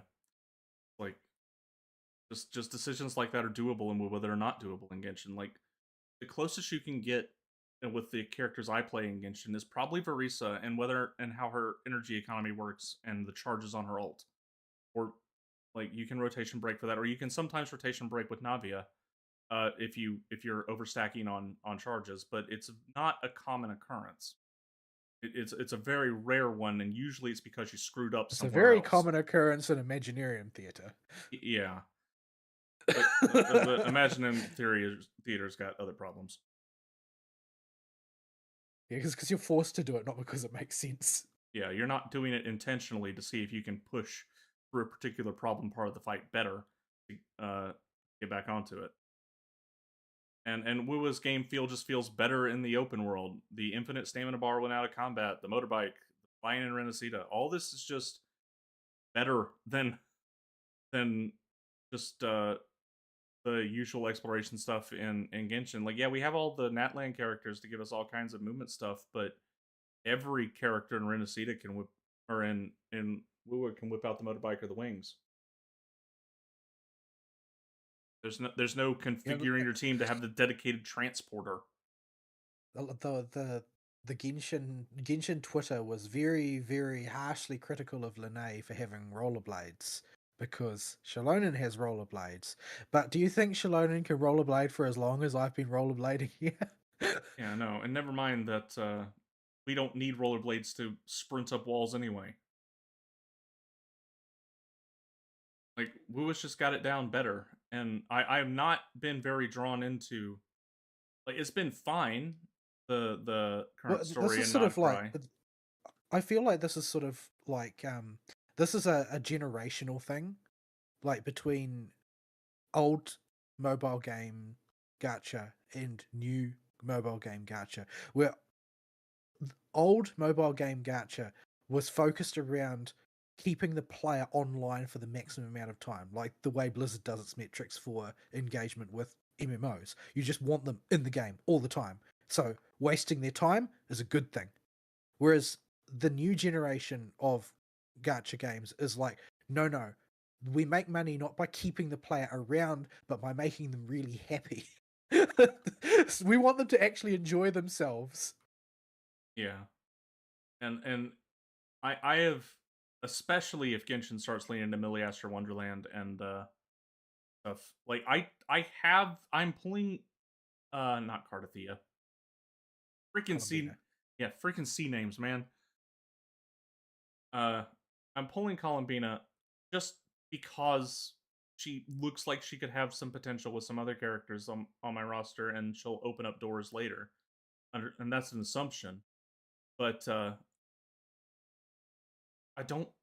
I don't really. She's not a character I would pull for the character. Feels like kind of like the Mavwika slot. Like I probably would have pulled for Yeah, Mavwika so anyway. you know it's going to be important to the meta, so being without it will just be stressful. Yeah, it will close a lot of doors for me. Like I'm still suffering from not pulling Skirk, but I didn't have a Scofier or the Primos at the time and didn't want to spend money. Well, I'm not benefiting from pulling Skirk right now because the extent to which they counter shilling her is off the charts. Yeah, but for two or three whole patches there, they were shilling her so hard that it made life very difficult And without her. and now it doesn't matter because when Hoyo counter shills someone, they become unusable. It's not be more cunning about how you use this character. No, they just make it immune to your damage. Yeah, and what resists are unplayable. You cannot take a team that the enemy resists into battle. It will not work out for you. Um, but that's about as far as their counter shilling goes. Like if I take the Arrow team to a boss that resists Arrow, or take the Phoebe team to a team that resists Spectro, that's a non-starter. It's not happening. The damage reduction is like 80% or something crazy. But other than that, you can get away with any element on anything or any type of team on pretty much any boss. There'll be ones that are favored, like bosses that stay grounded and are more amicable to having debuff supplied by Chia or Phoebe are going to work better for my teams, obviously. But I'm not screwed if something likes to take to the air a lot and I need to build it up a little bit slower. I just need to come up with a different way to roll the team. I'm not getting sharkied. Poor Sharky. Never had his day in the sun. Yeah. Well, he tried to go to the sun a few times. He didn't quite make it though. Not stopping him though. Unfortunately, I'm not aiming for the sun.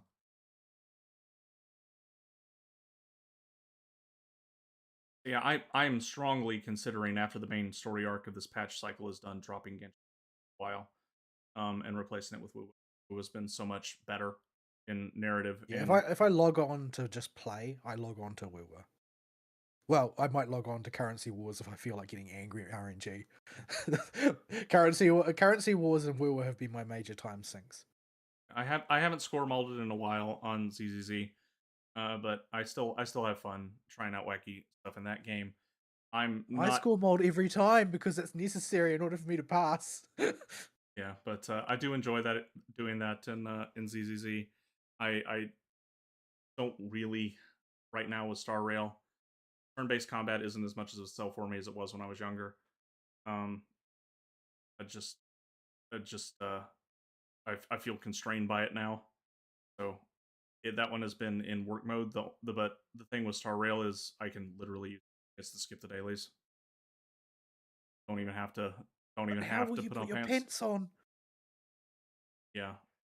So I'm not cutting it simply because of that. Although I may delay the story progression on it, and by a bit, just because I have not been feeling it very much for the last while. And but Wuwa I basically have no problems with. Its design philosophy is way better, and it's not in an ambiguous situation with its story like ZZZ. It seems like they know where they're going. Character design all feels good.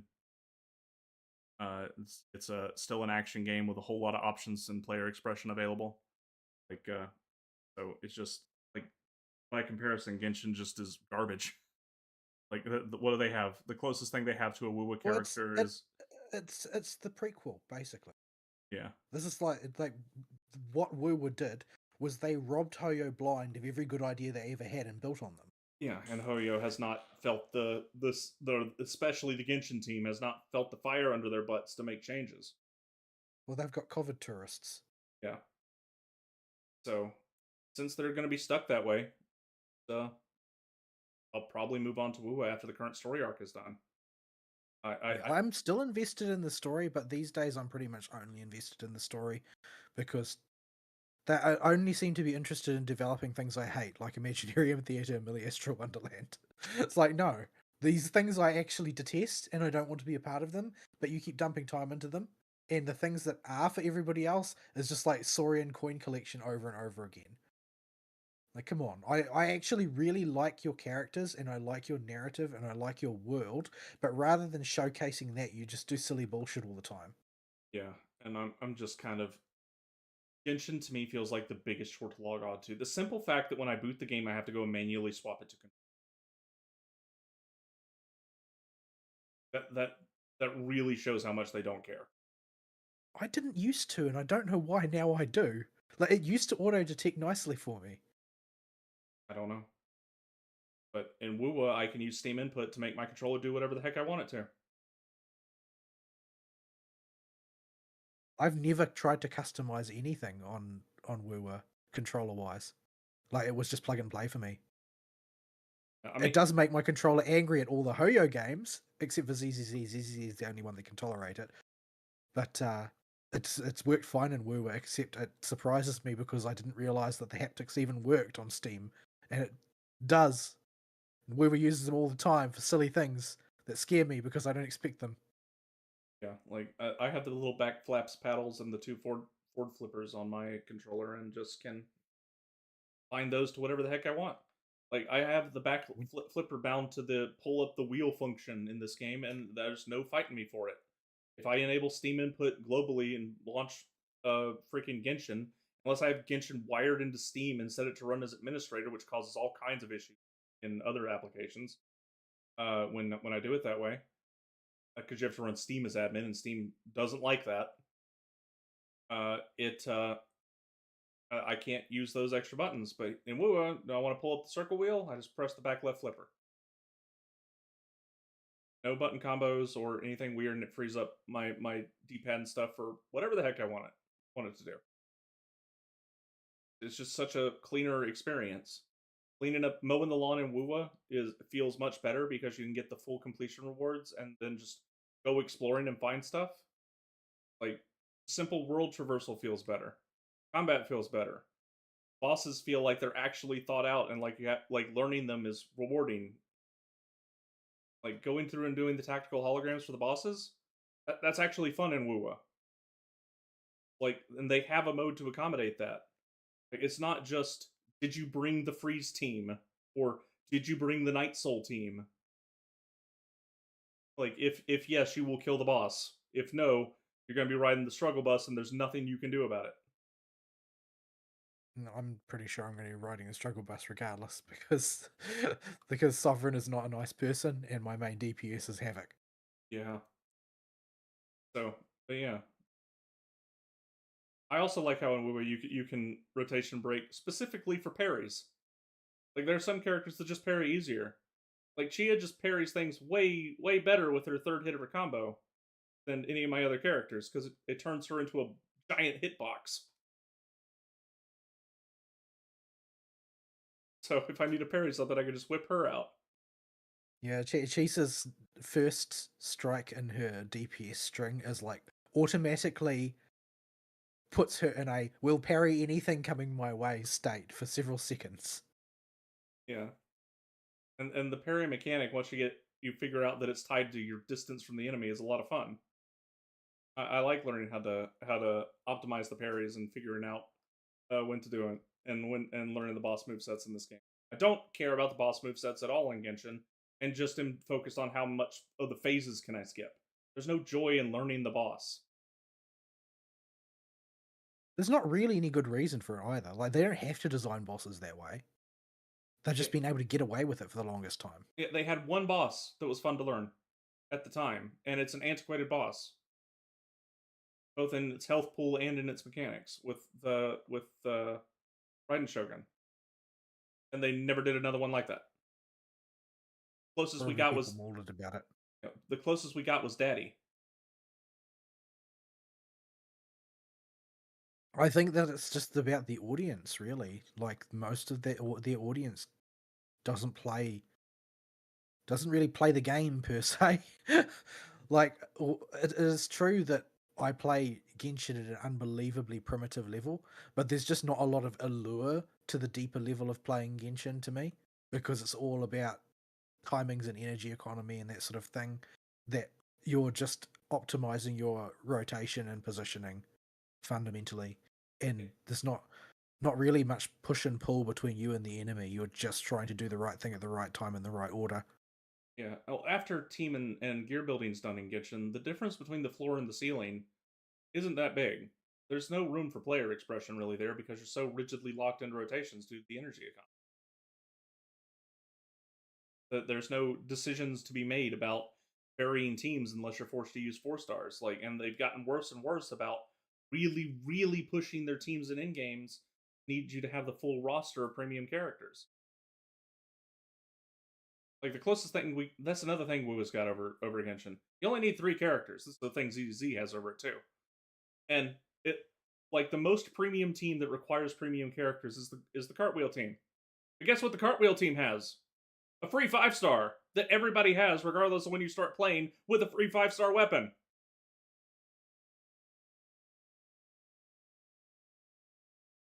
Because everybody has Arrow Rover. So you can at least make cartwheel work.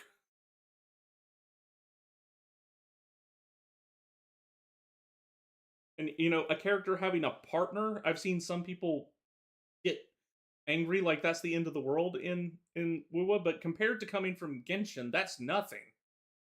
Like I Zani mean, like wants the sort of design toxicity that you worry about in Genshin is like for instance, I have what is at present a relatively premium Nefer team, and it works very well. If Columbina comes out and raises the Nefer ceiling by a significant amount, what does that mean for me not running Columbina in that team? Does that mean that the Nefer team is now going to be unfieldable because they're just expecting, oh well, Nefer team looks like this now because Columbina. So we're going to raise the HP of Spiral Abyss by this much from now on. Yeah, because they've got this, they've got a very rigid idea of the meta in mind. yeah, and they've got Uwa has demonstrated also that for the partner characters, they give you alternatives eventually. It may take them a while to release it, but I think they've released a substitute for all the partners. Like you may want Painting Crane Girl for Carlotta, but Lene works. She'll fit that slot. Like you may want Chia Pet on the cartwheel team. You can run Chisa instead. It's not as efficient, but it's still doable. Like they have started to release options even for the partner characters. The only thing Wuwa has is a dearth of supports. It's I think probably that's just you. because I I don't can't. think it's anybody else but you. That's because everybody else picked Shorekeeper if they were a latecomer, pulled Shorekeeper if they were playing earlier, or or has eventually gotten Farina out of 50-50 losses. No, I think what you need is another team of Sephiroth. So, but yeah, and that will be taken care of over time. Like there'll be a support character probably at least once per version that'll be able to fill those slots. So I'm gonna get Mornier soon. I'll have that at least. But yeah, like I'm at the point where after I finish the main story and get Kokomi's stellar whatever for the weeklies, I'm probably gonna put Genshin on hold. It to Wuwo for that type of enjoyment because Genshin just feels like work every time I log into it. I'm doing this stuff in it for the dailies because it's become routine for the last year. But I don't enjoy it. It's not fun to me. Yeah, it's the one that is the closest to the fall off marker. And if I decide to play Silver Palace, it's going to be the one that gets sacrificed. Yeah, I'm not planning on adding any replacements. For the Genshin, Wuwu basically fits as the Genshin replacement. But yeah, I kind of want to commit to Wuwu instead of Genshin because it's not been very good the past little bit. Like the story's been fine. Yeah. It's adequate. I can take it, and I can log in and do that whenever I want.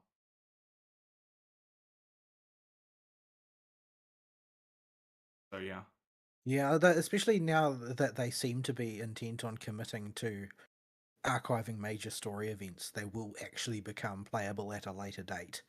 Um, I'm wondering how many people have been held in the game simply by the fear of missing out on event stories yeah, when otherwise they would take breaks. yeah. Because oh, I do wonder because they may not care as much as we think because they may not understand playing or even see something or feel something has value by playing it yourself because I watch the stream. Who knows?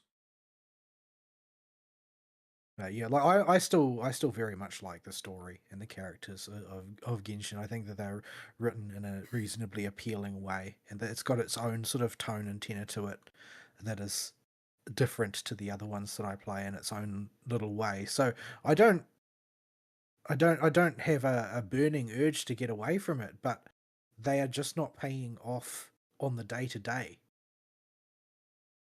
Like It's that, it's not like I have economized my daily Genshin routine to an incredible degree that I can complete all of my dailies in about 45 seconds. Like, because it's just, well, there's only thing for me to really do is my daily. So it's like there's a pile of quests I haven't done. I could take the time to go back and explore them. There's nothing stopping me from doing that. But my motivation to do so is just not riding very high right now because instead of that, you know, that that's opportunity cost, right? The opportunity cost of doing something in Genshin. It could be me playing Wuwa instead because like I haven't sat down to duel any of the tactical holograms. Like it's not something I've invested my time in. It's on the list of things to do, and it gives me a clearly defined goal to overcome a thing by refining my gameplay and probably injuring myself again because I hold the controller too tight. But it's a thing that is not going to be the game's fault when I don't accomplish it. Whereas I feel a lot of the time like it is just as much the game's fault as mine if I fail to do something in Genshin. I feel like the game is fighting me a lot of the time. It's not just challenging me. It is trying to prevent me from doing what I want to do. And that's sort of the reason why I've got such a deep loathing for Imaginarium Theatre, is that it's the embodiment of that. Because Yeah. I don't have any problem with the others really. Like I've got a laundry list of issues with ZZZ, but they can erase and cover over all of their past sins if they develop their sodding co-op mode, because I live for that shit. We didn't But talk about it, but we did try the co-op mode in season, and it was not as horrible as I was expecting it to be. They seem to have a good starting skeleton. They need to build on it. It's not perfect, but I don't yeah, well, know. I mean they're going to want to find out what the shape of that skeleton is going to be before they furnish it with all the meat. But I think it's an extremely good start. Like it works, which is what I was afraid wouldn't be the case. That it simply wouldn't work. But so far it seems to work. Most of the molding that I've seen online about it, most of the complaining and whinging and moaning about it has been I joined a group, everybody was a void hunter and both of the other guys died. It's like, what do you mean the Yushuan lasted for 15 seconds? What was he doing? So I guess there's a lot of baddies around. I wouldn't know since it was just the two of us most of the time. Yeah, especially near the end when our third party member bailed on us 3 times in a row. But yeah, apparently the final one there's a sort of like a little niche group of people who are furiously trying to perfect the fastest possible kill time on the final one that we haven't done yet. Oh, I see. But yeah, but there has been there's been a certain amount of um confusion amongst the commentary online, or the Hoyo peasantry, um, which explains a lot about the caliber of the players. Um, Namely, people having a discussion about why would you want anybody in your group playing Lucia when you could pick a Void Hunter instead?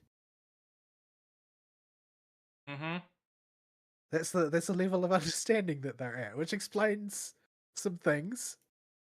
I mean, Because as like my posture has ever been that I can't play action games because I can't keep up with what's happening on the screen. I just get confused. But it turns out there are people worse than me, which explains why I'm in the top 10% for Deadly Assault this cycle.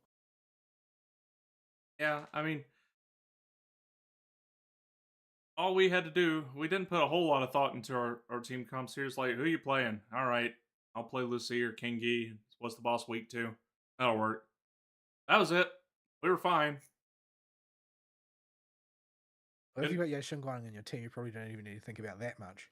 But yeah, I really hope to see them expand their design in an ambitious direction where we've got like full-fledged cooperative team mechanics for bosses where everybody's got to go and do shit during the fight we to saw phase baby change it or versions. whatever. Yeah, we saw Yeah, there's baby baby versions of versions, the. like experimental things to see if it works in principle level of things. I'm hoping that they will really push on that, because you could create a whole new game basically within the scope of this, and it can become our MMO substitute.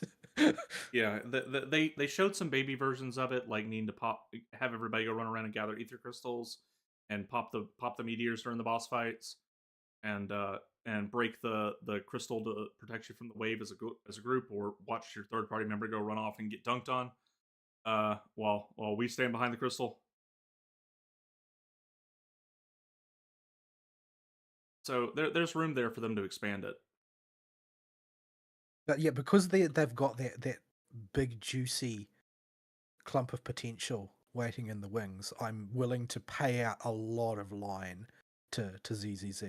In Star Rail, I'm heavily invested both monetarily and emotionally in it, and I really like currency wars. Like I don't spend a huge amount of playtime on it, but compared to the fact that it doesn't fit necessarily into the way you normally think of dailies. Like it takes quite a long time to play, and yet I still find myself willing to sit down and noodle my way through it. It's like, what tools do I have this time? How can I accomplish my goal? Am I going to head for Old Faithful, or am I going to strike out and try and assemble these pieces in the way that the chips have fallen, rather than me trying to mold my way over to Super Break again the way I always do. But there's still meat on those bones for me because I like assembling that machine. It's the same principle as why you absolutely detested Unknowable Domain, but I was perfectly okay with it because I like building the machine and then watching it run. I like driving the machine. Building part is the necessary step to drive it. It's the same way I like building decks for TCGs, but I don't really like playing them that much.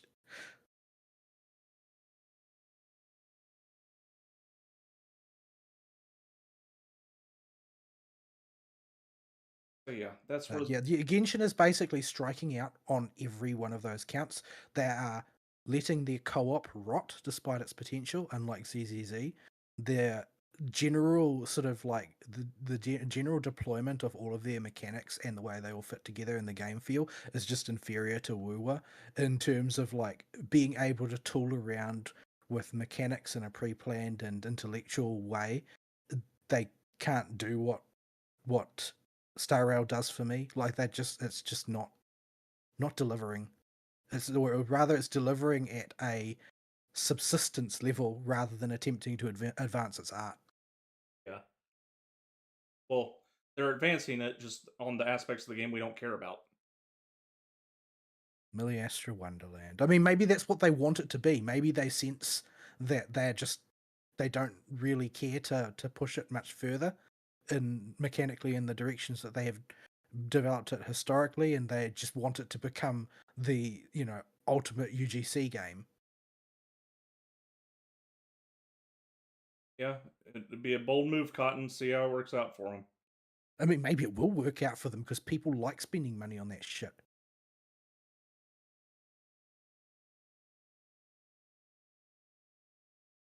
Yeah. So that's the Gacha roundup. Um, I do have some Yakuza stuff I could talk about because I played a lot of Yakuza over the break. But Well, I mean, it's we can do that. Cerithus's email is also topical. It's also yeah, 9:15 in the evening. that's why I was saying but I think I'm gonna hold off on it till next week. Okay, well, we will do the Yakuza next week, but we should probably do Cerithus's email this week. Number one, because it's an email. Number two, because it's all topical. Yep, go for it. I'll let you read it. Okay, let's see. I might put this on the other monitor actually, because it's easy to read that way. Dear No Excuses, so it has come to this.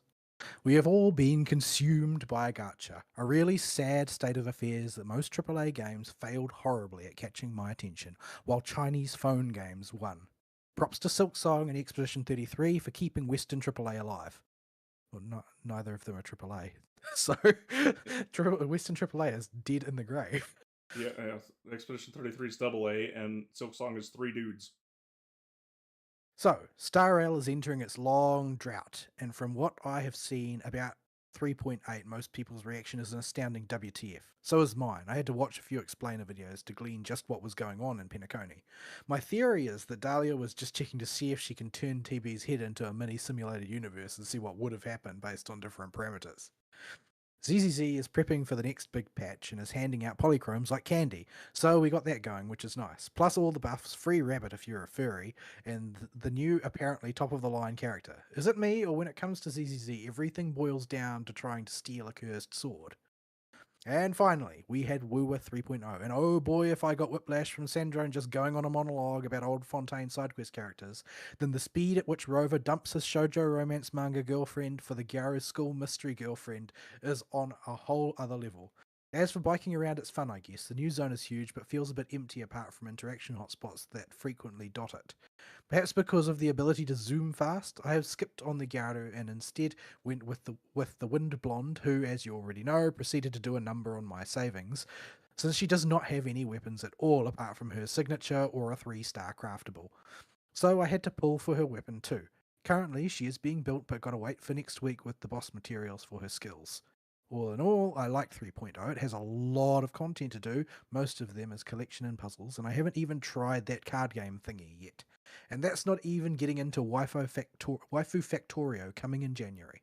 Merry Christmas and a Happy New Year from Serathis. Thank you for the email, Serathis. Yeah, we covered a bunch of that. You picked the correct choice. If you somehow feel like it, I I will never tell people to spend money outright on gotcha games, but Chia is a lot of fun and makes the sword elf way more fun to play because you can get her engine going way faster. Uh, You should definitely not recommend spending money on gacha games because then they'll end up like you, spending heaps of money on gacha yeah, games. I have spent I bought a bunch of the baby packs and combo packs in Wuwa preemptively for this patch because I knew I was going for 2 characters and 2 weapons. And in ZZZ, we don't talk about that. Um, Yeah, ZZZ is like you're headed down the dark path of your LOL account at this point. yeah, I spent. We don't talk about that.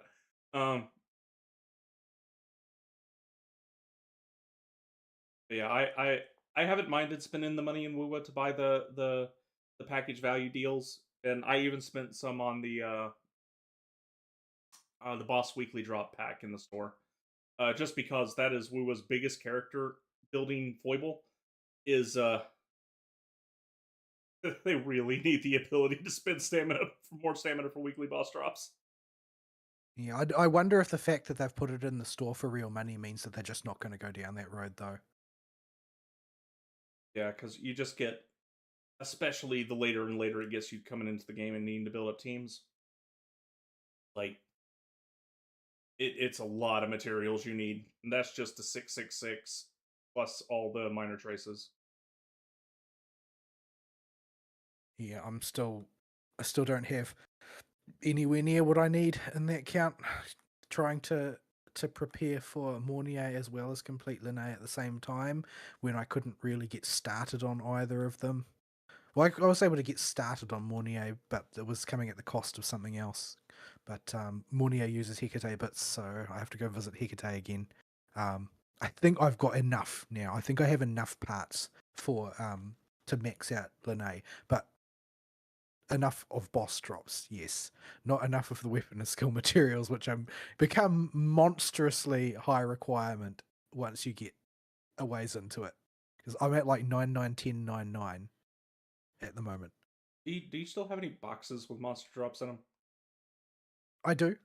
It's just that I'll probably use them to activate Mornier faster Yeah, rather than that way I can keep farming until Linnea's powered up. Plus, Mornier's demand for them is not as strident because supports generally benefit less from ranks than damage dealers do.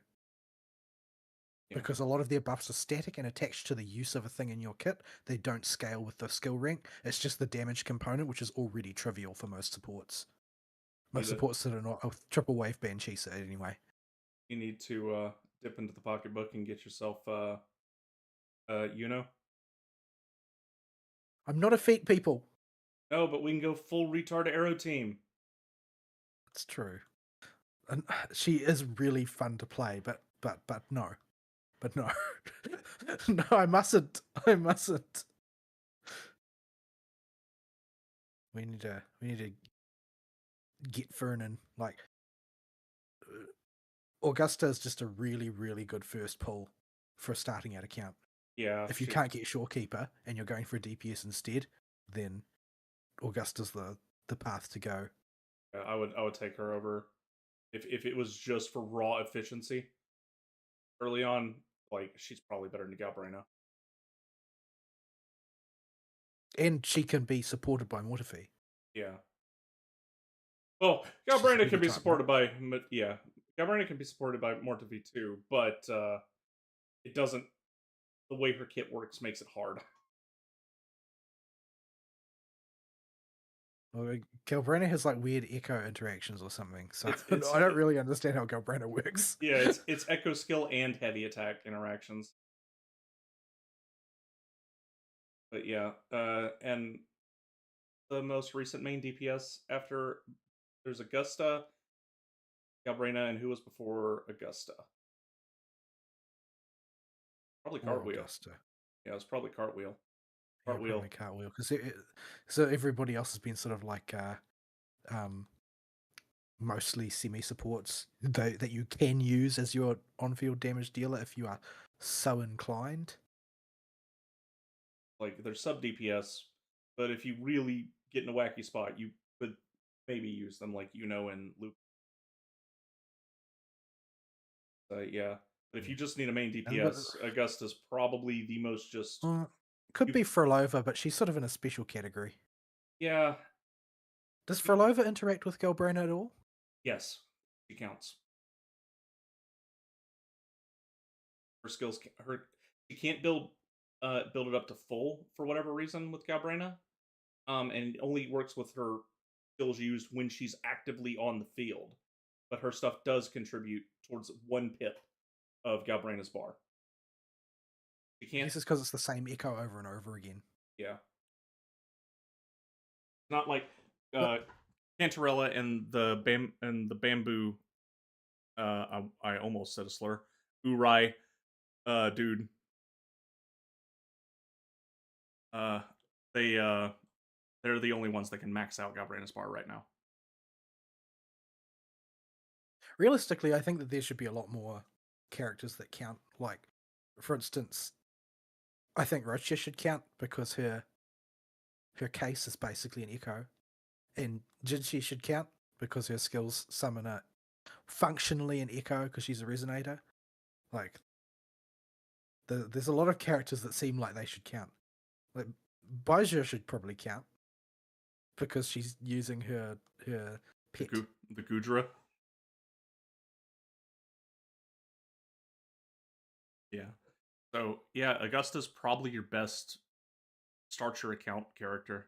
Got the inclination to start next patch or next And banner she's just cycle. really cool to play as well. Like, amongst characters game feel, I think she's one of the most satisfying to execute correctly. Yeah, if I wasn't broke and she was rerunning later, she'd be a consideration for. Well, I'm not broke, but I'm I just spent a lot, and I need to get a support. Yeah, my resources are spoken for. It's Mornier, probably Mornier's weapon as well, even though it's bad juju to get weapons for supports most of the time. But and then Omiath afterwards. So, and who knows how many Timu Sephiroths will be involved in that process. So yeah, start to be a night win. Does dodging interrupt his attack string? Does it reset it? Whose attack string? Timu Sephiroth. Yes. Because his main problem is attack strings getting interrupted, right? Yes, dodging does interrupt it. You have to sit there and manually mash it out and not have to dodge. See, Soldier 11 had that problem, but they fixed it. That's one of her major upgrades from her buffs that she got this time. Yeah. Is that dodging just allows you to resume your attack string where you left off. Yeah, standard dodge offset stuff. Plus, she's got a whole bunch of other toys to play with that are pretty cool as well, like her charged parry and her auto parries and her extra move at the end of her combo string if you've got empowered strikes and that sort of thing. Apparently, there's a whole bunch of other timed stuff embedded in the kit now, so there's an additional layer of timing when you have guaranteed fire procs which will allow you to dictate different entry points in your combos and that sort of thing. All sounds too complicated for me, but apparently it's not going to get her to Evelyn's level, but it's going to make her much more serviceable as a main attacker, fire attacker. I do like that ZZZ is showing love to the standard banner characters because everybody's going to get those eventually. It would be really easy to not do that, and nobody probably would have bat an eyelid if they hadn't. Yeah, They would just take it as part of the course. But they saw Grace and Soldier 11 desperately need help, and they're throwing like on a bone too. I don't think he needs it. He's got teams that he works in. Like, he's still in a premium Miyabi team. He still finds a role in Yudari teams even. Like, what about Caesar? And yeah. What about Kaleda? Like, who has been screwed worse than Kaleda? She's got a kit that's partly tied to Ben, and she doesn't do anything that regular Anby doesn't do. Yeah, girlfriend's probably on the short list. Although they probably are having trouble with her because of her interactions with Ben. Because that was an early experiment that just kind of they abandoned.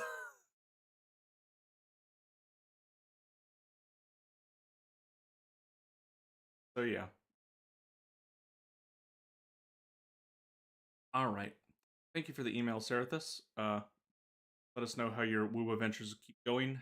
I will get more done with the zone eventually. Right now, my priority is finishing Yakuza 7 before the new Trails game comes out, and then a Trails game, and then we'll see about cleaning up La Roy. Rainbow.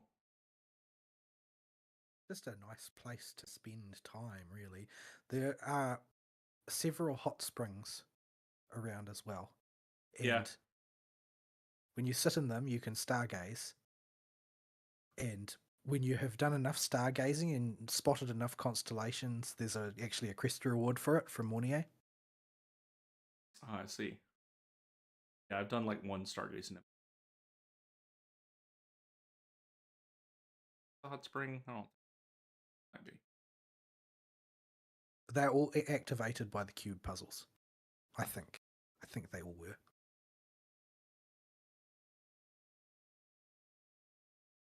But yeah. I've been enjoying Wooba the most of the games we've been playing, mostly because one with the content and this big patch they just put out has been killing it. I really like this. Makes me desperately not want to go back and do anything against it now. We didn't talk about the first person perspective and looking down. Yes. So, in addition to everything else, the Woowa developers are men of culture. Yes. Yes, they are. So, you noticed it with Galbraina, and it's been there every time Rover's had a first person section, but they have an exceptionally long first person section in this one. My brain.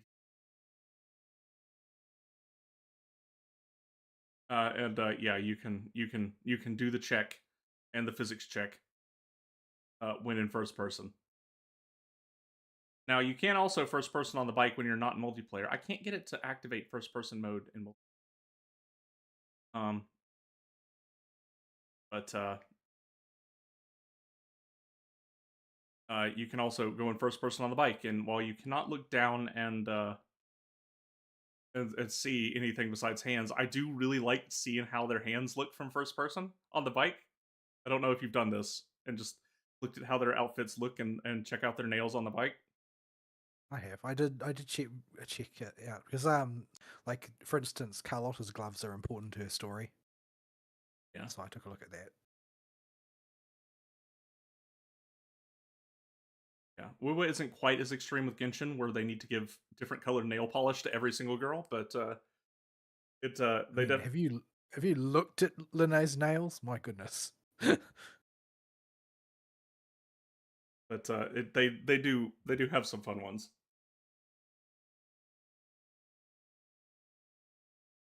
So yeah, I don't think we got anything else. Since I'm putting Yakuza on, there's some news lits that came out, but they can be put next week. This morning's big scandal was also in the gacha space.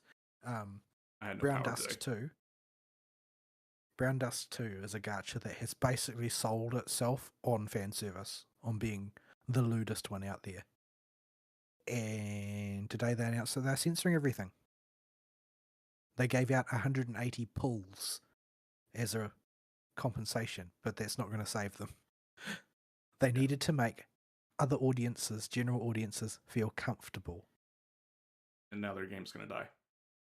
Yeah, it's going to be end of service, and they're not going to last because they literally sold the game on its lewdness. The people who are playing it play it because they love them some booba. They want to see as much skin as possible.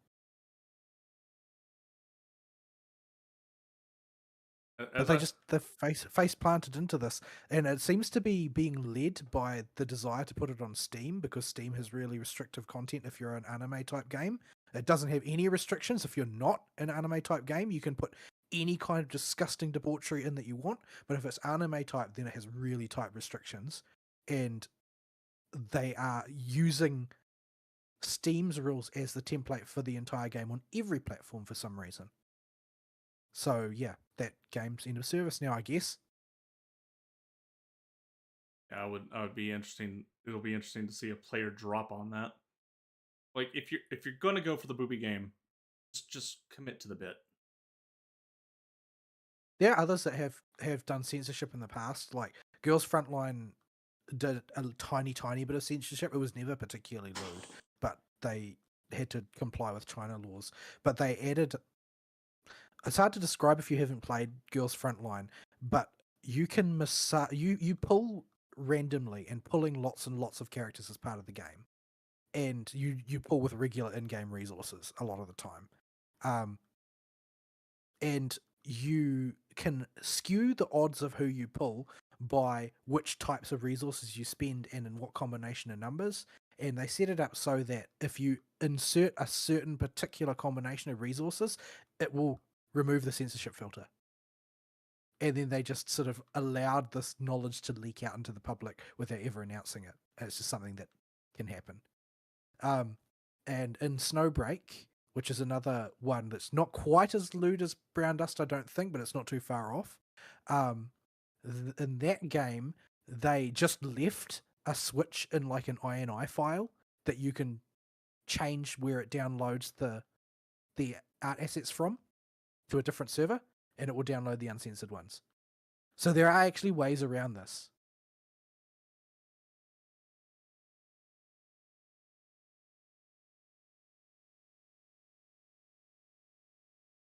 Oh, I see. Interesting. Yeah, but yeah, it was all over my feed this morning. I don't know why, since I've never played that and they never expressed any desire to. But I guess the algorithm just shrugged and said, "That's a gacha game. He wants to know about that." It's because I sent you that picture yesterday of that video.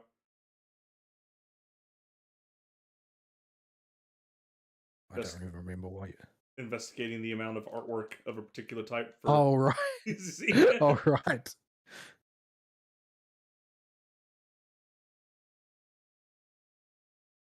Anyway, sleep all away. It's after 9:30 now. I don't know what the time is where you are, but I was supposed to do some things. Yep. And that is not happening. Yep. So, okay. Longest show.